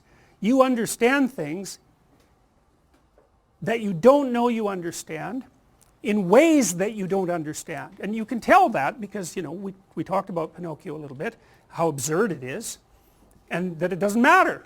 Well, sorry, I have a question. So we've been talking, chaos is when people don't do what they expect to do in a negative sense. So something bad happens to you. What if the reaction is extremely positive, like something that you don't expect, like winning a lottery? Do you also go into a stress response, or? So it would be the same thing? No, it's not quite the same thing. It's a good question, and we will address that. We will address that. I mean, winning the lottery is generally not a good idea for people. You know, because it's just too much. It's too much for them. It flips their lives upside down. So, and they tend at best to return to their original baseline level of emotion. But yes, something remarkably good, I mean, it's a lot better than something remarkably bad, obviously, but it still can have that destabilizing effect. So it depends on what elements of your life it disrupts. Like in some sense you have a map that you're operating within in the world, and that map is predicated on assumptions of different sorts, some shallow, some profound. When the profound assumptions are devastated, huge chunks of the map are invalidated, and that can happen sometimes when dramatically positive things happen as well. So, but the fundamental rule is the more of your axiomatic presuppositions are disrupted, the harder it is on you. You know, like maybe you quit your job because you won the lottery. It's like, hey, I'm off to the beach, I'm going to drink margaritas. It's like, that'll work for about 4 days. You know, you do that for 3 months, you're a beach alcoholic. It's like, that's a real improvement. You know, so it's not that easy. And often too, if you take people out of their routine, you know, they just flounder. Their circadian rhythms go, they don't eat properly, they don't know what the hell to do. You know, so this is often why people have such a hard time when they retire. I'm going to retire and relax. It's like, if I relaxed for 2 weeks, I would die. You know, I need something to do. I need to be engaged in something. So, okay. Pinocchio, Disney movie, an early one, a masterpiece. And so I'm going to walk you through it, and I'm going to tell you what I think it means, and you can tell me if you think that that's useful. And I'm only going to do that for about 10 minutes today because I do want to cover some of the details of the class, and then next class we'll continue with this. So the movie opens with the opening credits, which are carved wooden signs, which is like a hint, you know, because Geppetto's a carver. And it starts with this song, which was actually quite a popular song. And it's a bit of a, what would you call it? I don't think the poetry is particularly profound, but it was a song that people liked and people still listen to, and it sets the tone for the movie, which is what music does. One of the things that's really interesting about movies, that's really mysterious, is that, you know, if you go to a movie, there's almost always a soundtrack, right? If you go to a movie and there isn't a soundtrack, it kind of feels empty. It feels like there's something missing. And it's as if the music, when you go to a movie, there's lots of things you can't see. The characters are only partial, and you don't know anything about their background, so it's like a low resolution thing. And what seems to happen with the music is that it provides the emotional background, the complex context, let's say. It's like a substitute for the context, and it guides you in your perceptions of the movie. It gives you hints about what's going to happen, and the funny thing about that is that we just don't have any problem with that. It's like, yeah, of course a movie has a soundtrack, and of course when there's a dramatic scene the music gets dramatic, but that doesn't happen in real life, so you'd wonder why we would accept it in a movie. And I think it's partly because we're willing to accept the amplification of reality that constitutes a movie. And in fact we find that compelling, and music is one of the things that does that amplification, the dramatization, and that's acceptable to us. This song I find quite interesting, so I'm going to take it apart quite a bit. In some sense I feel foolish doing it because it's a childish song in some ways, but that's okay. When you wish upon a star, makes no difference who you are. Well, okay, there's some mysteries there. People wish upon stars, that's like a little ritual, right? Why do they do that? Well, and what exactly is a star? That's another question, because there are stars that shine in the heavens, and there are people who are stars. And so, why are people stars? Well, they're usually famous people, right? They're people who attract a lot of attention. And maybe they're people who have a lot of talent, that's another possibility. Maybe they're models. I don't mean, clothing models, although sometimes they are, but they're models for emulation.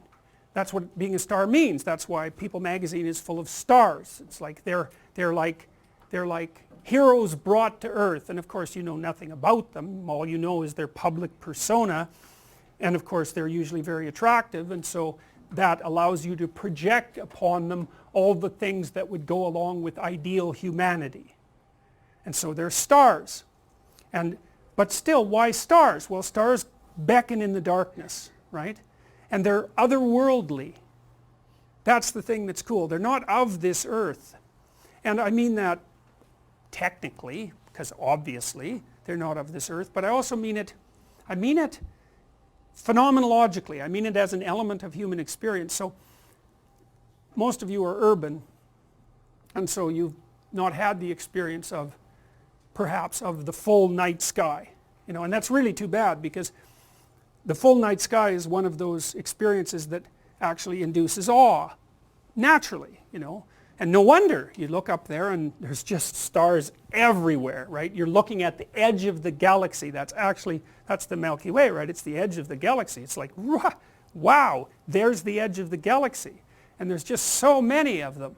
And it's such an expanse. You're looking into infinity. You're looking into the unknown. You're looking beyond yourself. That's for sure. And, that produces a sense of awe in people, like looking at the Grand Canyon or something like that. And you're looking at something that transcends yourself. But that feeling of awe, that seems to be something that's a natural part of our response. You might feel awe when you meet someone that you regard as particularly admirable as well, because you feel that there's something transcendent about them. So here's an interesting thing to think about. There are people you admire, and there are people that you don't admire. And that's a clue, right? That's a clue as to your value system. And it might be not really something you can even put your finger on. It's like you find this person captivating, you find this person admirable. And it's as if there's something inside of you that's looking for what's admirable, assuming that you are. And that person who's admirable has a faculty, some faculty, that you would like to have for yourself. And so they're a model for emulation. And that's part of how people develop, like little kids often develop little hero crushes on older kids, not that much older, but sort of the person that's sort of just within their grasp, and then they follow them around and imitate them, and so they're imitating what they find admirable. Well, the fact that you find something admirable is a hint as to the structure of your unconscious value system. And so you could think, even as an exercise, you could think, well, what qualities of a human being do I find admirable? You have to ask yourself that, in a sense. You can't really think about it. There is a difference between asking yourself a question and thinking about it. Because it's more like when you're asking yourself a question, it's contemplative. It's like, well, what do I find admirable? It's a question. You don't know. And if you're fortunate, and this happens quite regularly, an answer will float up from wherever the hell answers float up, and oh yeah, that's one, and you can write that down, and you get some idea of what your ideal is, and you have one likely, and what your counter ideal is. Star. Well, to wish upon a star is to raise your eyes above the horizon, and to focus on something transcendent that's beyond you. To focus on the absolute, we could say, to focus on the light that shines in the darkness. A star is, people wear diamonds because they're like stars, or they're like the sun, and they're pure and perfect, and they glitter. And so there's something about the light too. There's something about a source of light. It's a source of illumination and enlightenment, and the light that shines in the darkness is a deep metaphor, right? It's what you want. You want a light to shine in the darkness. And so the star has all that. And so people wish upon a star because they have some intuition that aiming above the mundane has the potential to transform themselves. They make a wish. Well, if you're going to make a wish, you should aim at something high.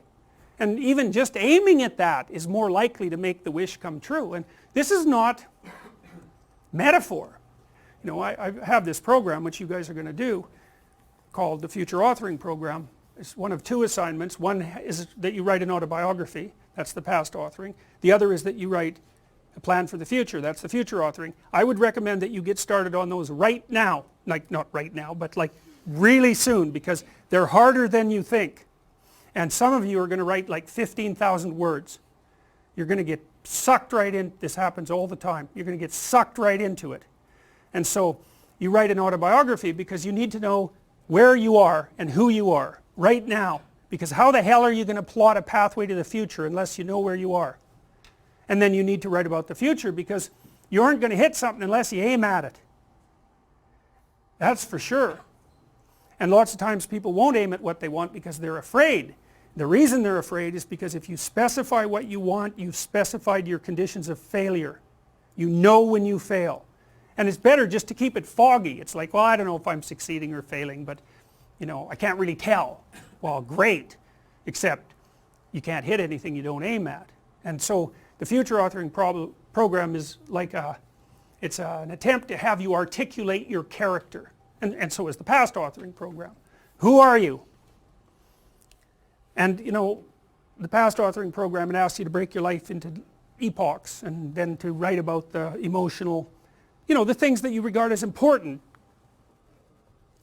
events that have shaped who you are. And you may find that some of that writing makes you emotional. And I would say, if you have a memory that's more than 18 months old, roughly speaking, and when you bring it to mind, it has an emotional impact, especially a negative emotional impact. It's like part of your soul is stuck back there. And I know that's a metaphorical way of thinking about it, but what I mean is that the reason that you still experience the emotion is because you have not solved the problem that situation faced you with. It might be a real problem, like maybe you got tangled up with someone who was really bad, and that's rough, man, because you've got to come up with a theory of malevolence to deal with something like that, and that's no joke. But if it still produces emotion, it means you haven't solved the problem, and your brain is still tagging it as threat. It's a part of your territory that you did not master. Threat, threat, threat, threat, threat. And until you take it apart, and articulation really helps that, writing really helps that, then you're not going to free yourself from its grip. And that might not be that pleasant. I mean, this is one of those situations where doing it tends to produce a decrement in people's mood in the short term, but quite radical improvements 3 to 6 months down the road. You know, and it's often the case that you unfortunately have to do something you don't want to do in order to progress. It's very, very common. So, and the future authoring program asks you about different dimensions of your life. Like, because you know, you can think of yourself as a personality inside your head, but you're nested in systems that transcend you, and they're just as real as whatever's in your head. It's like, well, what do you need for life? Well, that's pretty easy actually. Some friends, that's a good thing. Intimate relationship, that's a good thing. A family, you know, either the one you're going to produce or the one that you come from, where people to some degree love and care for one another. That's a good thing to work on. You need some plan for your career. You've got to fit in somewhere that people regard as important and that they'll trade with you so that you can live.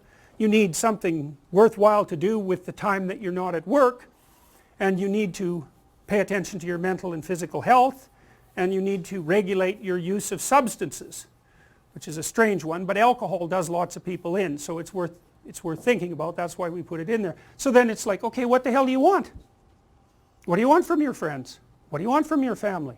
What do you want from your career? If you could have what you wanted, and that's what the program asks you, 3 to 5 years down the road, you get to have what you want. Now, I'm assuming that you're going to approach this like, you know, reasonable adults and not like 13-year-old dreamers. I think I want the most expensive yacht in the world. It's like, fine, but, you know, that isn't really what, it's supposed to be more concentrating on your character.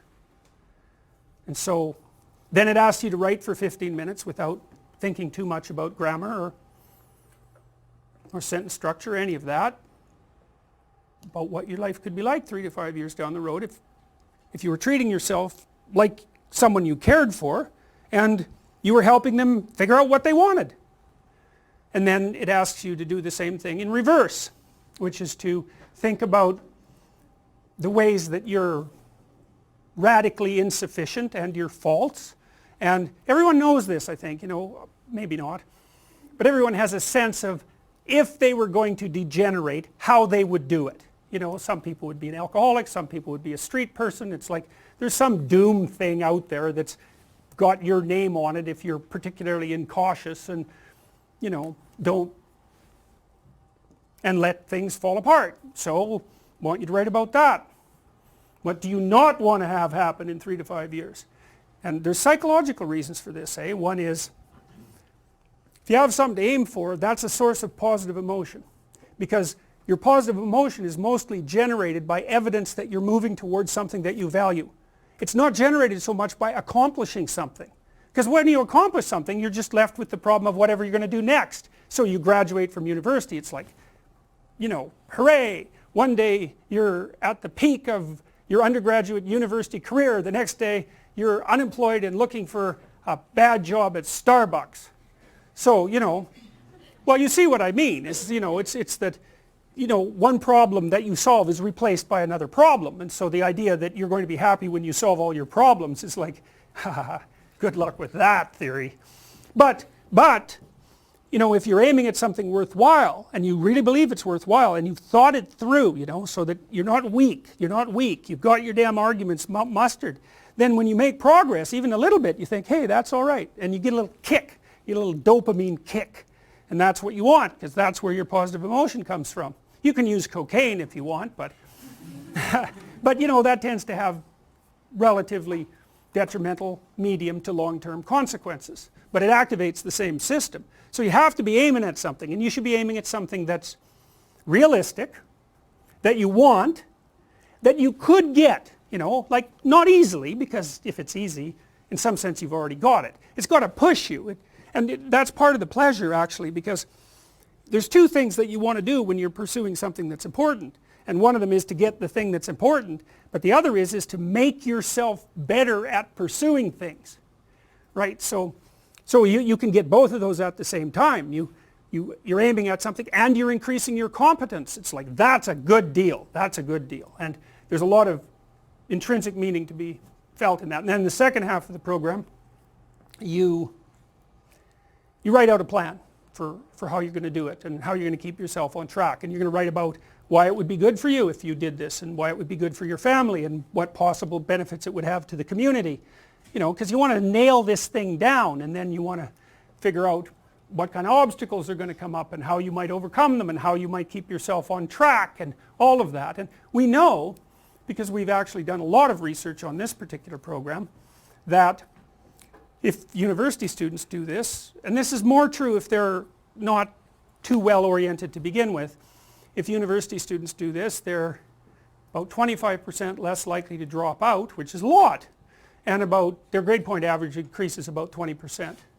So hooray for that, you know, because you never know when you develop an intervention if it's going to work. There's also evidence, but not from my lab, that doing such things improves your physical health. And I think the reason for that is that, you know, when you go over your autobiography and you scour out those negative places that you're sort of dragging along with you, it lowers your overall stress load, because your brain is kind of, I think it's calculating how dangerous the world is by attending to the ratio of successes to failures that you've had in your life, something like that. And so, you know, if there are holes in your map that you could still fall through, then your brain regards the territory still as a bit on the dangerous side, and then you're more prepared for emergency action, and that's hard on you. So you want to go back there and fix up those experiences to the degree that you can. Now, those are going to be peer graded. Now that's complicated, but here's how you do it. Write the thing so that you have written it for you, and then take everything out that you're not comfortable sharing with other people. And so there's a couple of reasons I do it that way. One is just that there's just no other way to do it, because if I want to do this with you, the grading load is too high to do it. So I thought, well, it's still worth doing, and because this is a class about narrative and about self-narrative, it's the right thing to do. And most of you are graduating soon, and it's like, it's helpful. I think you'll find it very helpful. That's what students report. And so you'll each read, 3 people will read each of your offerings and give you a grade, and then you get the average of the best 2 grades. And they're supposed to provide you with constructive feedback. And constructive feedback is sort of mostly, what did you do right? You know, and maybe some hints about where you could flesh it out and all that. But so that's that, and you need to write an essay. This is all detailed on the website, and that's the website. If you go to jordanbpeterson.com, on the left there's classes. If you click classes, you get a bunch of tabs, and one of the tabs is Psych 434, and that's obviously this class. And so there's some extra readings on there, and a list of how we're going to go through the course. The dates aren't right. I got to update it, and I haven't finished that yet, but the rest of it's pretty much the way it is. This writing program is an online program, and it guides you through the process of doing it. But really, I would really recommend that you start like this week, because it also works better if you do it over time, and it seems like in bursts of writing, you know, and to sleep in between episodes, because that's when your brain consolidates its new information. And I would say, do it meditatively. You know, ask yourself.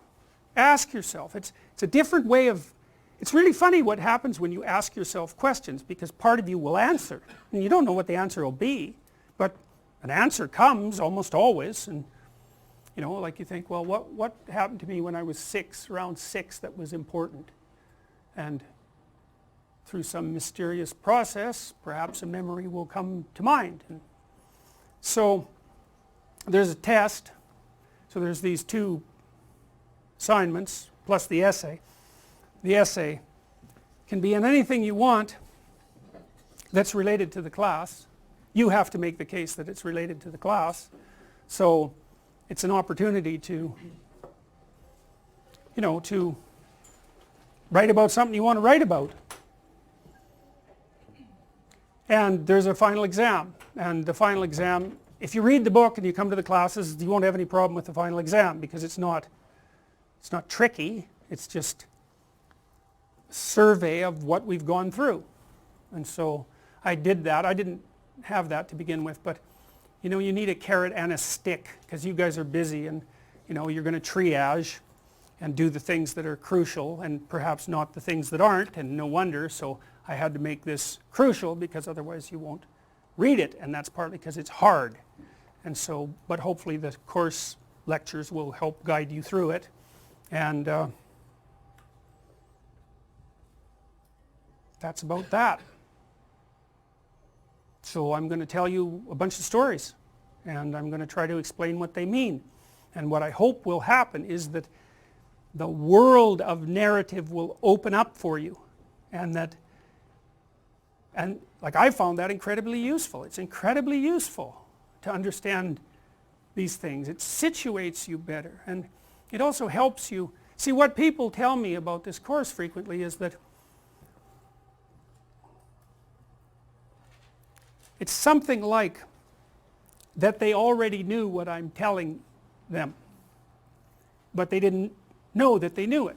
So it makes sense, it clicks, And you know, to me what that means is that you have the information represented in you in action, like in your procedures, in your habits, and in your perceptual structures. It's implicit, it's the implicit you.